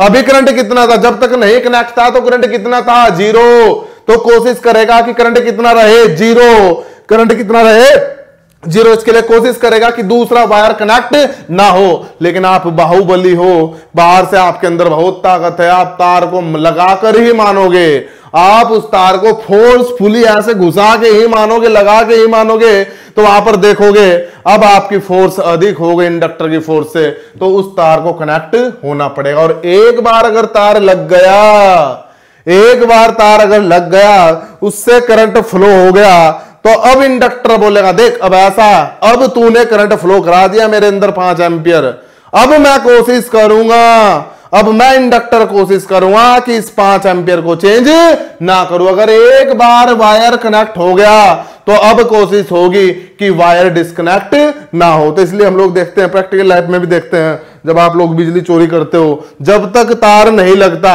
तो वो नहीं लगता, वो कोशिश करता बाहर भागने की, नहीं लगेगा, कोशिश करेगा दूर भागने। जैसे ही एक बार कनेक्ट हो गया तो अब वो कोशिश करेगा कि अब दूर ना जाए, अब दूर ना जाए। क्यों, जब तक कनेक्ट नहीं हुआ तो 0 करंट था, कोशिश करेगा कनेक्ट ना हो। जब कनेक्ट हो गया तो करंट 5 एम्पियर हो गया, 10 एम्पियर हो गया, 15 एम्पियर हो गया, 6 एम्पियर हो गया, जो भी कुछ हो गया। अब कोशिश करेगा इस 5 एम्पियर, इस 6 एम्पियर, इस 10 एम्पियर, इस 15 एम्पियर से वैल्यू अलग ना हो। तो अब करंट की वैल्यू क्या करने की कोशिश करेगा, सेम। तो इस वजह से जब तक कनेक्ट नहीं होगा तो कोशिश करेगा डिस्कनेक्ट होने की, जब एक बार कनेक्ट हो गया तो कोशिश करेगा कनेक्टेड रहने की। आप लोग देख सकते हो घर में चीज। खैर, ये सब के बाद मैं आप लोगों को बताता हूं, करंट, इंडक्टर जो है करंट के चेंज का अपोज करेगा, लेकिन एक टाइम तक अपोज करेगा। एक टाइम के बाद क्या होगा, स्टार्टिंग में तो इंडक्टर की करंट की वैल्यू 0 रहेगी, लेकिन धीरे धीरे इंडक्टर मान जाएगा, और धीरे धीरे मान जाएगा तो एक स्टेज ऐसी आएगी जब कहेगा भाई ठीक है अब कर लो यार तुम लोगों को जो करना है। जब बोलेगा ठीक है यार कर लो जो तुम लोगों को करना है, मैं कुछ नहीं कह सकता, मैं कुछ नहीं कह सकता। आप लोग देखते होंगे, आप लोग देखते होंगे यहां पर, अगर आप लोगों ने केवीएल पढ़ा है, आप लोगों ने केवीएल सब लोगों ने पढ़ा होगा, और केवीएल के अनुसार अगर मैं यहां पर केवीएल की थ्योरम लगाऊं, यहां से चलना शुरू करूं इस तरह से, माइनस से प्लस, माइनस से प्लस, तो माइनस से प्लस वोल्टेज V है, लोअर से हायर जा रहे हो तो वोल्टेज को किस साइन के साथ लिखोगे, प्लस V के साथ। उसके बाद करंट की डायरेक्शन आपने ऐसे ज्यूम किया है तो यहां पर प्लस रहा होगा, यहां पर क्या रहा होगा, माइनस, प्लस से माइनस, यहां पर प्लस से ऊपर हाई से लो तो यहां पर लिखोगे माइनस I इंटू R। उसी तरीके से आप लोग मैंने एल के क्रॉस वोल्टेज की वैल्यू बताई है। एल के क्रॉस जो वोल्टेज की वैल्यू होती है वो होती है माइनस एल, वो होती है minus L D I upon D T, minus L D I upon D T equal to 0। देखो दोस्तों एक्चुअल में ऐसा होता है, डी आई की जो वैल्यू है D I upon D T है, ई जो मेरा होता है ई की वैल्यू होती है मेरी माइनस एल, ई की वैल्यू मेरी होती है minus L D I upon D T. यदि D I upon D T यदि करंट इंक्रीज हो रहा होगा, ध्यान देना ध्यान देना, यदि करंट इंक्रीज हो रहा होगा तो डी आई डी टी की value, D I upon D T की वैल्यू आप कैसे रखोगे? पॉजिटिव। यहां पर आप देख सकते हो करंट 0 से बढ़ने की कोशिश कर रहा है। क्या कर रहा है? 0 से बढ़ने की कोशिश कर रहा है। जब करंट 0 से बढ़ने की कोशिश कर रहा है तो D I upon D T की वैल्यू कैसी आएगी? पॉजिटिव। और जब पॉजिटिव आएगी बाहर क्या हुआ? नेगेटिव। तो इसका मतलब आप लोग कह सकते हो करंट की फ्लो की डायरेक्शन में माइनस साइन। तो यहां पर एक्चुअल में, यहां पर अगर आप लोग बात करो तो एक्चुअल में जो मेरा होना था, जो मेरा एक्चुअल में होना था वो होना था यहां पर भाई, अगर इसके करंट के अकॉर्डिंग आप लोग वोल्टेज की वैल्यू देखो तो यहां पर प्लस माइनस होगी। करंट इस डायरेक्शन में है तो इस डायरेक्शन के हिसाब से जिधर से करंट एंटर करता है उधर प्लस, जिधर एग्जिट करता है माइनस, लेकिन इक्वल टू होता है minus L D I upon D T, यानी कि इस वोल्टेज का ठीक अपोजिट। तो यहां पर होगा माइनस साइन, यहां पर होगा प्लस साइन। तो इस तरह से आप लोग ये चीज कह सकते हो कि ये मेरा रहा होगा ई किसी इंडक्टर के क्रॉस ई, यदि करंट की वैल्यू इंक्रीज हो रही है, यदि D I upon D T positive है। D I upon D T जो पॉजिटिव होगा मेरा वो होगा अगर करंट की वैल्यू इंक्रीज हो रही होगी तो यहां पर इस तरह से मैं लिख सकता हूं केवीएल के अनुसार माइनस से plus, plus minus I are minus L D I upon D T. यहां से आप थोड़ा सा और सोल्व करोगे चीजों को तो आप लोग देख सकते हो दोस्तों, मैं कह सकता हूं यहां से मैं कुछ इस प्रकार से कह सकता हूं कि भाई V minus I R equal to L into D I upon D T. थोड़ा सा और हम लोग सोल्व कर लेते हैं दी, तो मैं कह सकता हूं यहां से डी टी अपॉन एल, इस चीज को एक तरफ ले जाता हूं और क्योंकि आई टर्म ये है तो ये नीचे जाएगा D I upon V I minus I R, basically mathematics. अब आप लोग यदि इस चीज का इंटीग्रेशन करो, यदि आप लोग इस चीज का इंटीग्रेशन करो, देखो देखो दोस्तों, अगर यहां पर इंटीग्रेशन करोगे तो dt की लिमिट सेट करोगे और dt की लिमिट सेट करोगे तो dt होगा 0 से स्टार्ट हुआ और टाइम इनफाइनाइट तक। कहां तक टाइम? इनफाइनाइट तक। आप लोग कह सकते हो टाइम कहां तक? इनफाइनाइट तक, या इनफाइनाइट तक भी छोड़िए, आप लोग t तक कह लीजिए। क्या कह लीजिए? t तक लिमिट सेट कर दीजिए। हमने बोला टाइम भाई स्विच 0 पर क्लोज किया, उसके बाद t टाइम तक, उसके बाद टी टाइम तक स्विच को क्लोज रखा तो जो टाइम की लिमिट सेट होगी वो होगी 0 टू टी। उसी प्रकार से आई देखिए आप लोग, आई जो है आप लोग कह सकते हो, अगर आई की बात करो स्टार्टिंग में यहां करंट कितना रहा होगा भाई? जैसे ही स्विच क्लोज हुआ होगा, मैंने बताया आपको टी बराबर 0 पर जो करंट था, टी बराबर 0 पॉजिटिव पर भी वही करंट होगा। तो स्टार्टिंग में करंट कितना रहा होगा? यहां पर स्टार्टिंग में करंट की वैल्यू रही होगी 0। तो यहां पर जो आई की लिमिट सेट होगी वो होगी 0। अब कहां तक जा सकता है? यदि आप लोग चेक करो तो करंट की मैक्सिमम वैल्यू कहां तक जा सकती है भाई? ऐसा हो सकता है 0 था, बड़ा बड़ा बड़ा बड़ा बड़ा, धीरे धीरे लास्ट में अपना रोल बिल्कुल ही खत्म कर देगा, ये अपना रोल बिल्कुल ही खत्म कर देगा। तो अगर स्टेडी स्टेट में बात करो, स्टेडी स्टेट का मतलब होता है बिल्कुल फाइनल स्टेट, जब बहुत देर हो जाती है तो स्टेडी स्टेट की यदि बात करूं, या टी बराबर इंफिनिटी, बहुत टाइम के बाद जो मेरा सर्किट बचेगा वो सर्किट एक्चुअल में मेरा सिर्फ इतना बचेगा, वो सर्किट मेरा एक्चुअल में सिर्फ इतना बचेगा। तो आप लोग कह सकते हो कि इस केस में इंडक्टर मेरा क्या रह गया होगा? Short circuit. क्या हो गया होगा?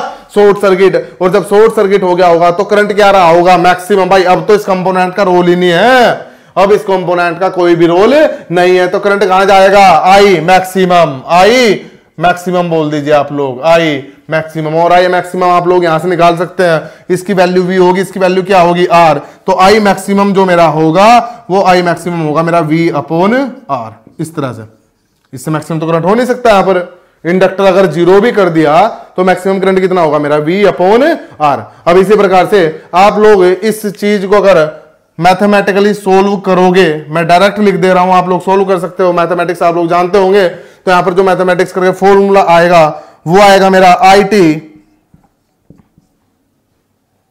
इक्वल टू आई मैक्स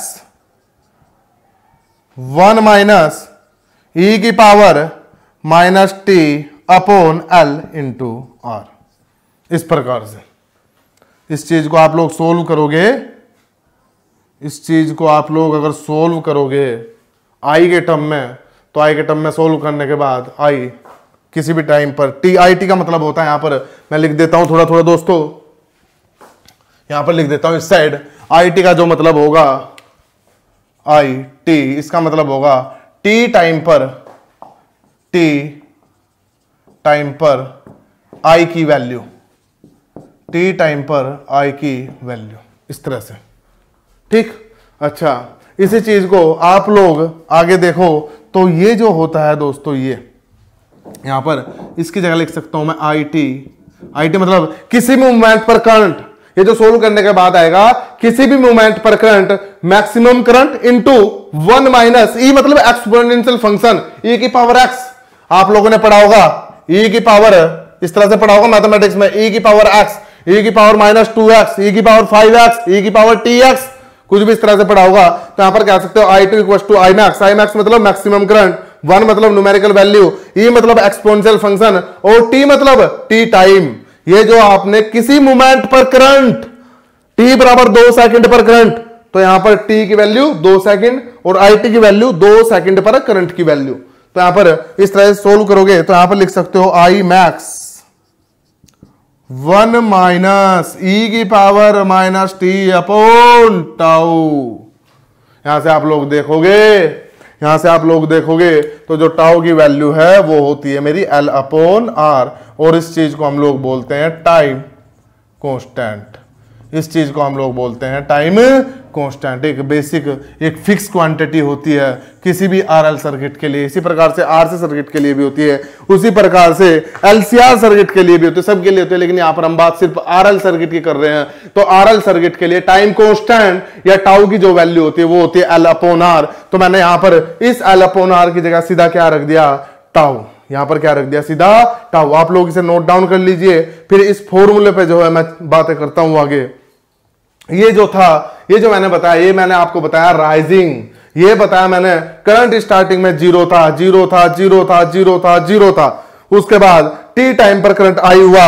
और अगर आप लोग करंट आई इंफिनिटी रखोगे, आई इंफिनिटी का मतलब हो गया स्टेडी स्टेट, आई इंफिनिटी का मतलब हो गया स्टेडी स्टेट। अगर आप आई इंफिनिटी रखोगे, टाइम की वैल्यू बहुत ज्यादा लोगे, तो यहां पर हो जाएगा मेरा आई मैक्स 1 माइनस ई की power minus infinity upon tau, और इसका जो मान होगा, इसका जो वैल्यू होगा वो वैल्यू होगा मेरा जीरो। कितना होगा, जीरो। तो यहां से मैं कह सकता हूं I at the infinity equals to I max, यानी कि स्टेडी स्टेट में जो मेरा करंट होगा वो करंट होगा मेरा आई मैक्स। और इस आई मैक्स की वैल्यू भी यहां से आप लोग देख सकते हो, इस आई मैक्स की वैल्यू भी जो मेरी होगी वो होगी मेरी वी अपॉन आर।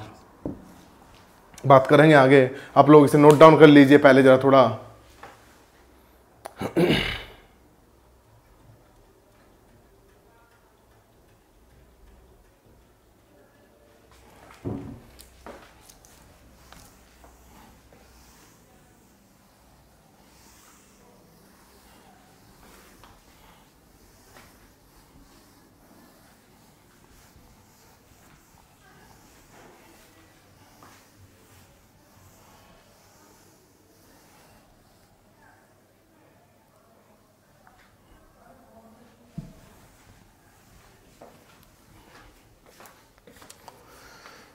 तो दोस्तों ये राइज था मेरा, ये राइज था। हालांकि इस टाइम कांस्टेंट की हम लोग बात करेंगे अभी, लेकिन उससे पहले मैं आप लोगों को एक चीज बताना चाहता हूं। देखिए, किताबों में राइज भी लिखा होता है, किताबों में ग्रोथ भी लिखा होता है। किताबों में अगर प्रॉपर तरीके से जाओगे तो इस तरीके से एक फॉर्मूला ड्राइव करोगे और आंसर निकालोगे। राइज के लिए था, ठीक इसी प्रकार से आप लोग ग्रोथ के लिए भी निकाल सकते हो। लेकिन मैं आप लोगों को सीधा कंपटीशन में किस तरह से आपको प्रॉब्लम जो है टैकल करनी है वो चीज सिखाऊंगा। मैं आप लोगों को बताऊंगा डायरेक्ट कि किताबों का जो मेरा एप्लीकेशन उस तरह से नहीं यूज करके आप लोग अपने माइंड से एक फॉर्मूला याद रखिए। आप लोग सिर्फ एक फॉर्मूला याद रखिए और उस एक फॉर्मूले से आप लोग कैपेसिटर हुआ या इंडक्टर हुआ, दोनों ही कैपेसिटर हुआ या इंडक्टर हुआ, उससे उसका कंप्लीट ट्रांजिएंट बिहेवियर, कौन सा बिहेवियर, ट्रांजिएंट। ट्रांजिएंट बिहेवियर का मतलब होता है स्टार्टिंग में जब पैरामीटर चेंज हो रहे होते हैं तो उसे बोलते हैं ट्रांजिएंट। स्टेडी स्टेट का मतलब होता है जब वैल्यू फिक्स हो जाती है उससे बोलते हैं हम लोग स्टेडी स्टेट। तो जब बिल्कुल ट्रांजिएंट हो रहा होगा, जब पैरामीटर चेंज हो रहे होंगे, तो उस टाइम पर जो भी उसका कंप्लीट बिहेवियर है वो आप सिर्फ एक फॉर्मूले से ड्राइव कर सकते हो। मैं आप लोगों को फॉर्मूला पहले बता देता हूं, उसके बाद हम लोग सब बातें करेंगे, टाइम कांस्टेंट के बारे में बात करेंगे, लेकिन पहले वो हम लोग जान लेते हैं। देखिए दोस्तों, आपके पास आपको एक फॉर्मूला हमेशा याद रखना, ये चीज मैंने आपको पढ़ाई, ये मैंने आपको बताया केवीएल से इस तरह से करना, इंटीग्रेशन इस तरह से करना, उसके बाद ये फॉर्मूला आएगा, अच्छी बात है, लेकिन मेरा इस चीज को समझाने में कोई भी खास इंटरेस्ट नहीं है। अब मैं आपको सिंपल से एक शॉर्ट ट्रिक बताता हूं जिसे आप लोग जाके कंपटीशन में लगाना और सीधा सीधा 1 या 2 नंबर का हर के एग्जाम में मिलेगा कुछ ना कुछ देखने को। सीधा 1 या 2 नंबर जो है आप लोग स्कोर करना, आप लोग देखना, फॉर्मूला लिखना आप लोग दोस्तों, प्रॉपर वैल्यू भी बताता हूं आपको। IT इंडक्टर के लिए IT equals to IF minus IF minus II into E की power minus T upon tau. ठीक, मैं कैपेसिटर के लिए भी हाल फिलहाल बिल्कुल साथ साथ पैरेलल में बात करूंगा, कैपेसिटर के लिए भी, यहां पर कैपेसिटर के लिए भी मैं पैरेलल में बात करूंगा। आप लोगों को फिर से अगर हो सकता है मैंने पढ़ाया हो आपको या नहीं भी पढ़ाया हो तो आप लोग रिवाइज कर सकते हो, किताबों में जिस तरह से दिया उसे डायरेक्टली एक लाइन में सोल्व करके चेक कर सकते हो कि क्या रहा होगा। देखो यहां पर IT का मतलब होगा, IT का मतलब होगा T टाइम पर I की वैल्यू, I की वैल्यू। ठीक दोस्तों, IF का मतलब होगा फाइनल करंट, फाइनल करंट। ठीक, I का मतलब होगा, I मतलब इनिशियल, ये I करंट, ये छोटे वाला I इनिशियल करंट।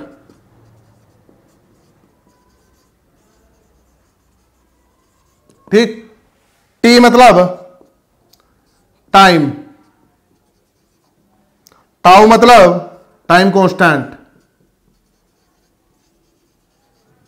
जिसकी वैल्यू डिपेंड करेगी किसी सर्किट के लिए क्या होता है। अगर RL के लिए बात करो, यदि RL के लिए बात करो, RL के लिए बराबर होता है ये L अपॉन R, और यदि बात RC की करो तो RC के लिए होता है into tau equal to RC। आप लोग निकलेगा कहीं पर, हालांकि कैपेसिटर में पढ़ा होगा, लेकिन फिर भी मेरा काम है आप लोगों को रिवाइज कराना, मेरा काम है आप लोगों को कंपटीशन में आपके 1-2 जो भी न्यूमेरिकल इस टॉपिक पर आते हैं, जो भी क्वेश्चन इस टॉपिक पर आते हैं, वे क्वेश्चन सोल्व हो, चाहे मेरे थ्रू हो, चाहे कैपेसिटर के थ्रू है, या चाहे किसी अन्य टीचर के थ्रू, लेकिन आपको जो है सफलता प्राप्त हो। Tau equals to time constant, ये लोग आप लोगों को ये फॉर्मूला आप लोगों को उंगलियों पर रटना है भाई। देखो दोस्तों, मैं जब तक भी पढ़ाता हूं या जब तक भी पढ़ाऊंगा आप लोगों को हमेशा कहता हूं कि आप लोग कुछ भी चीज याद मत रखिए। हमेशा मेरा तरीका होता है, मैं नहीं चाहता कभी भी कि आप लोग कोई भी चीज याद रखें। जिस प्रकार से मैंने कोई चीज पढ़ी है उसी प्रकार से मैं कोशिश करता हूं कि आप लोग भी ठीक उसी प्रकार से वो चीज पढ़े। लेकिन कुछ फॉर्मूले, कुछ चीजें ऐसी होती है जहां पर 1-2 चीज, पूरे कोर्स में मैक्सिमम आपको 5 या 7 फॉर्मूले मैं बोलूंगा कि भाई इसे रट लेना। पूरे कोर्स में 5 या 7 फॉर्मूले में आप लोगों को बोलूंगा कि भाई इसे रट लेना, तो मैं यहां भी बोलूंगा भाई इसे रट लेना। ये कहां से आता है? प्रॉपर कोर्स होता है इसके पीछे, प्रॉपर एक नेटवर्क एनालिसिस एंड सिंथेसिस करके बीटेक में कोर्स पढ़ा जाता है, जो कि काफी हैवी कोर्स होता है। हैवी मीन्स वेटेज वाला कोर्स होता है। हमारे वहां पंतनगर में क्या होता था, क्रेडिट का स्कोर होता था, मतलब कितना क्रेडिट का कोर्स है, 3 या 4 क्रेडिट का मतलब होता है बहुत ही बड़ा कोर्स है, लेंथी कोर्स है, हैवी कोर्स है, इंपोर्टेंट कोर्स है, उस हिसाब से कोर्स को एक वेटेज दिया जाता था। तो ये जो कोर्स होता था 4 नंबर में होता था, मीन्स उसकी वेटेज काफी ज्यादा होती, तो वहां पर इसका डेरिवेशन देखने को मिलता है। तो मैं डेरिवेशन कर लीजिए आप लोग ये सब।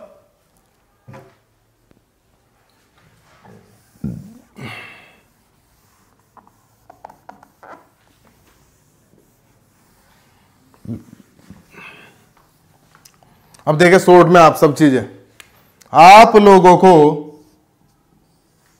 इस प्रकार से सर्किट मैंने दिखाया, लंबा चौड़ा इसका डेरिवेशन आप लोगों को मैंने कराया। आप लोगों को कुछ चीजें याद रखनी है।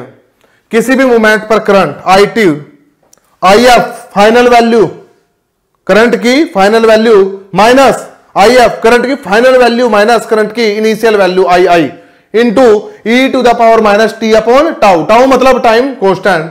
अब देखिए आप लोग देखिए, यदि मैं बात करूं इस सर्किट के लिए, देखिए भाई t इक्वल टू 0 पर आपने सर्किट जब स्विच है स्विच क्लोज किया, t बराबर 0 पर आपने स्विच क्लोज किया, तो अगर आप लोग बात करो आई इनिशियल, स्टार्टिंग में करंट कितना रहा होगा, इस क्वेश्चन में स्टार्टिंग में करंट कितना रहा होगा, तो स्टार्टिंग में स्विच ओपन था, और जब स्विच ओपन था तो स्टार्टिंग में करंट रहा होगा 0। ठीक दोस्तों, उसके बाद आई एफ फाइनल करंट, बहुत टाइम बाद, इनफाइनाइट टाइम बाद, बहुत ही ज्यादा टाइम बाद सर्किट इस तरह से रहा होगा, और जब सर्किट इस तरह से रहा होगा तो ये चीज शॉर्ट हो गई होगी, और जब ये चीज शॉर्ट हो गई होगी तो आई एफ आया होगा मेरा, जिसे मैं नाम दे रहा था आई मैक्सिमम का, या फिर नाम दे रहा था वी अपॉन आर का। ठीक दोस्तों, ठीक। उसके बाद टाउ की बात कर लेते हैं। आरएल सर्किट है, आरएल सर्किट के लिए इसकी वैल्यू होती है एल अपॉन आर। अब देखिए आप लोग वैल्यू रखिए यहां पर, आई टी किसी भी मोमेंट पर करंट, किसी भी मोमेंट पर current, I T equal to I F कितना है, I maximum minus I F, I maximum minus I initial, minus I initial कितना होगा 0 into E to the power minus T upon tau. Solve कर लीजिए, I maximum bracket 1 minus ये I max रह गया 1 minus E की power minus T upon tau. देख लीजिए आप लोग, चाहो तो आई मैक्सिमम की जगह लिख सकते हैं V upon R into 1 minus E की power minus T upon tau. तो दोस्तों किसी भी मोमेंट पर किसी इंडक्टर में चार्जिंग के दौरान, किसके दौरान, चार्जिंग यानी कि कह सकते हो राइजिंग के दौरान, किसके दौरान, ड्यूरिंग राइजिंग या growth, during rising of current, जो आई टी की वैल्यू होगी किसी मोमेंट पर, जो करंट की वैल्यू होगी वो होगी V upon R 1 minus E to the power minus T upon tau, minus T upon tau. ठीक, उसी प्रकार से सपोज मैं आपको डिफरेंट टाइप का सर्किट दिखा सकता हूं। अभी थोड़ा सा और कॉन्सेप्चुअली बात कर ले, कैपेसिटर के बारे में बात करूंगा मैं, लास्ट में कैपेसिटर के बारे में बात करूंगा, पहले आपको इंडक्टर के बारे में सही से चीजों को समझा देता हूं। सपोज दोस्तों आप लोगों का ये इस प्रकार से कुछ है सर्किट, अलग अलग हो सकते हैं, ये इस प्रकार से कुछ आपका सर्किट है। ठीक, आप लोग इसे भी मत कहिए, इसे भी आर दिखाइए, नहीं तो इनवैलिड सर्किट हो जाएगा। ये चीज़ जानने के लिए आप बेसिक इलेक्ट्रिकल में जाइए कि इनवैलिड क्यों हो जाएगा। ये भी आर से R1 कह दीजिए, इसे R2 कह दीजिए, ये रहा कुछ इस तरह से। यहाँ पर ये मेरी कोई कोइल इस तरह से कनेक्ट आप लोग कर दीजिए। ठीक, ये सर्किट ऐसे।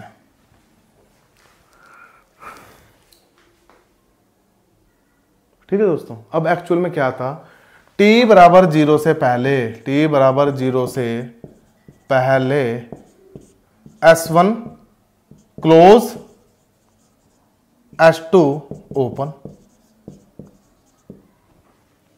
आप लोग लिखिए, क्वेश्चन लिखिए, आप लोग इसे क्वेश्चन की फॉर्म में लिखिए। इसे कह दीजिए V1, इसे बोल दो V2, इसे बोल दीजिए S1, इसे बोल दीजिए S2, इसे बोलिए R और इसे बोलिए L। तो लिखिए आप लोग, सर्किट ड्रॉ करने के बाद लिखिए, समझाता हूं आपको, क्वेश्चन के थ्रू समझाता हूं।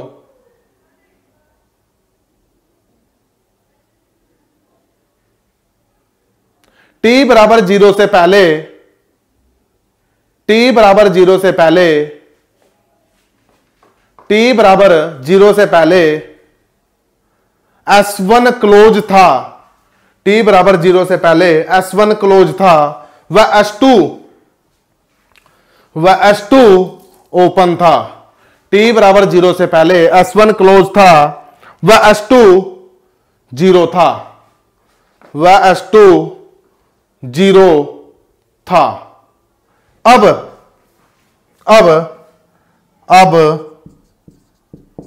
t बराबर 0 पर S1 को S1 को ओपन व S2 को क्लोज किया जाता है, व S2 को क्लोज किया जाता है। t बराबर 0 से पहले S1 क्लोज था, S2 ओपन था, और t बराबर 0 पर S1 को ओपन किया जाता है व S2 को क्लोज किया जाता है। तो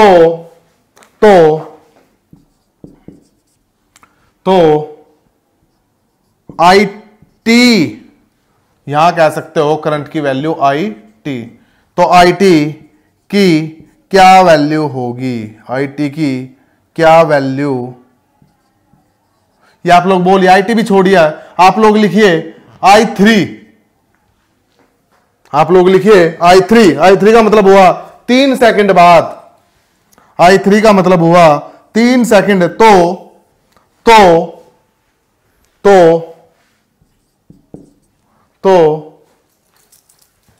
3 सेकंड बाद, तो 3 सेकंड बाद I मतलब यहां पर करंट I क्या होगा, तो 3 सेकंड बाद I क्या होगा, 3 सेकंड बाद I क्या होगा। अब देखिए आप लोग,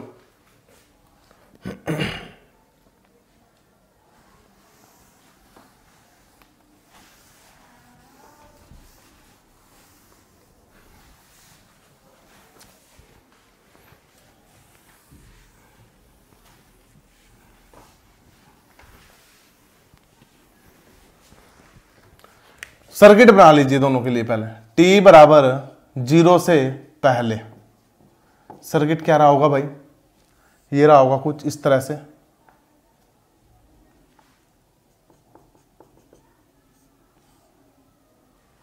S1 क्लोज था तो ये क्लोज रहा होगा मेरा, ये ओपन रहा होगा तो ये हट गया होगा, तो ये ब्रांच हट गई सर्किट से। इस प्रकार से हम कह सकते हैं कि मेरा सर्किट कुछ इस तरह से रहा होगा।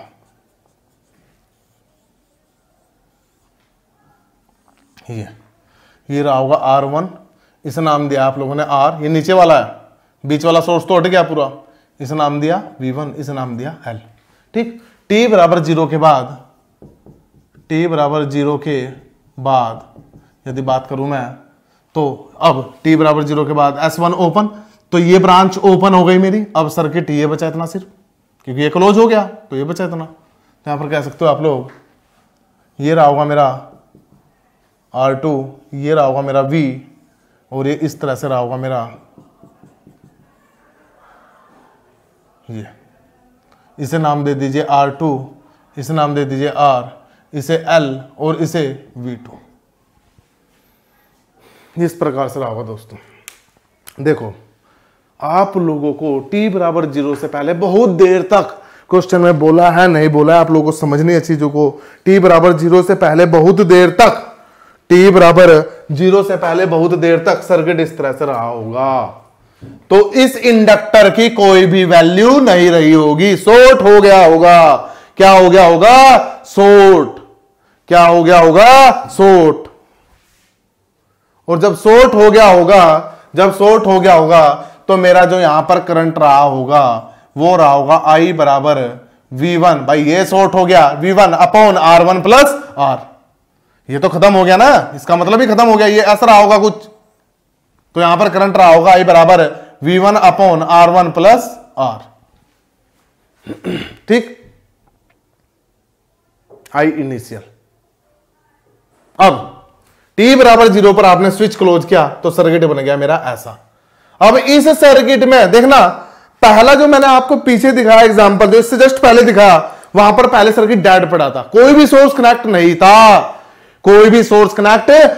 तो वहां पर जो मैंने 0 टाइम से पहले करंट कहा था आपको, उसकी वैल्यू ली थी करंट की 0। कितनी ली थी, 0। लेकिन यहां पर 0 नहीं है, यहां पर 0 नहीं है, यहां पर करंट की कुछ वैल्यू होगी, और वो वैल्यू पहले ये वैल्यू रही होगी ना। आप लोग थोड़ा ऑब्जर्व करना, पहले जो सर्किट था मेरा, मैंने स्विच यहां दिया था तो कोई भी सोर्स कनेक्ट ही नहीं था जीरो से पहले। यहां पर जीरो से पहले ये सोर्स कनेक्ट है, तो यहां के हिसाब से वो स्टेडी स्टेट में गया होगा, तो करंट की वैल्यू रही होगी I equal to V1 upon R1 plus R। I equal to V1 upon R1 plus R। तो यहां के लिए जो इनिशियल करंट होगा, अब t बराबर जीरो के बाद, t बराबर जीरो पर यह घटना घटी, सर्किट ये बन गया, तो मैं कह सकता हूं कि I t बराबर जीरो पॉजिटिव पर I की जो वैल्यू होगी वो करंट होगा मेरा V1 upon R1 plus R। ठीक, यहां से आप लोग स्टेडी स्टेट में जाओगे, फाइनल वैल्यू में जाओगे, बिल्कुल फाइनल। अब यहां से फाइनल जाएगा तो ये फिर से शॉर्ट होगा, और फिर से शॉर्ट होगा तो ये t बराबर जीरो पॉजिटिव, इसे हम I इनिशियल कह सकते हैं स्टार्टिंग में। इस इंडक्टर को t बराबर जीरो पर स्विच क्लोज करने के बाद इनिशियल में इससे करंट कितना रहा ये। हालांकि पहले वाले सर्किट में, बार बार बोल रहा हूं आप लोगों को, पहले वाले सर्किट में t बराबर जीरो पॉजिटिव पर करंट की वैल्यू कितनी आई थी, जीरो। लेकिन यहां पर जीरो नहीं आएगी क्योंकि यहां पर पहले से ही कोई सोर्स कनेक्टेड है, तो उस सोर्स के कारण जो करंट आया वो आया मेरा V1 upon R1 plus R। अब t बराबर जीरो पर यह घटना घटी, ये सर्किट बना, तो इस सर्किट के बाद जो मेरा अब फाइनल करंट होगा, यहां बहुत देर रहने के बाद यहां फाइनल करंट होगा, तो ये शॉर्ट हो जाएगा, तो I फाइनल जो होगा मेरा वो होगा मेरा V2 upon R2 plus R, ये कह सकते हो आप।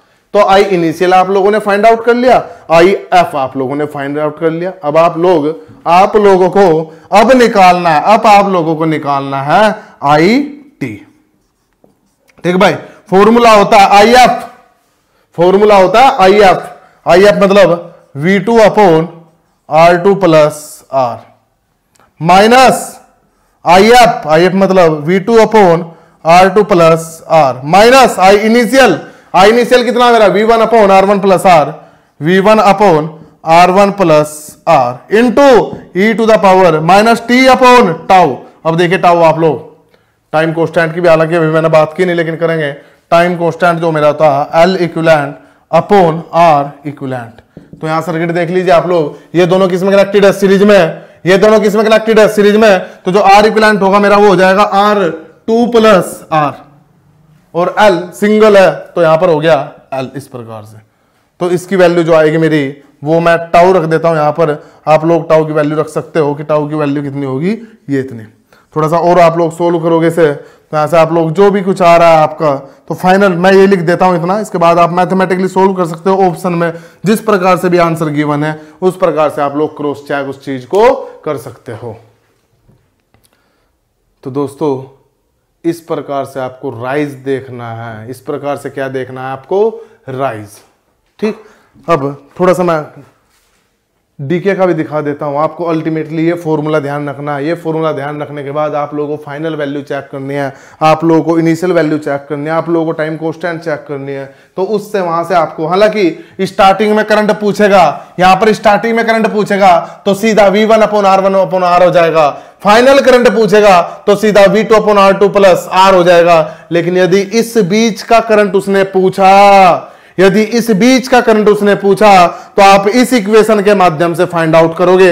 हो सकता है आपसे पेपर में जो मोस्ट प्रोबेबली होता है वो पूरी वैल्यू ना फाइंड आउट करा के सिर्फ आपसे इक्वेशन वो पूछेगा, V1 V2 टाउ टी के कांस्टेंट के टर्म में इस तरह से पूछेगा, तो आप लोग इक्वेशन ड्राइव कर लेना। इक्वेशन तक का काम मेरा है, उसके बाद आपका कैलकुलेटर जाने या आप लोगों की मैथमेटिक्स जाने।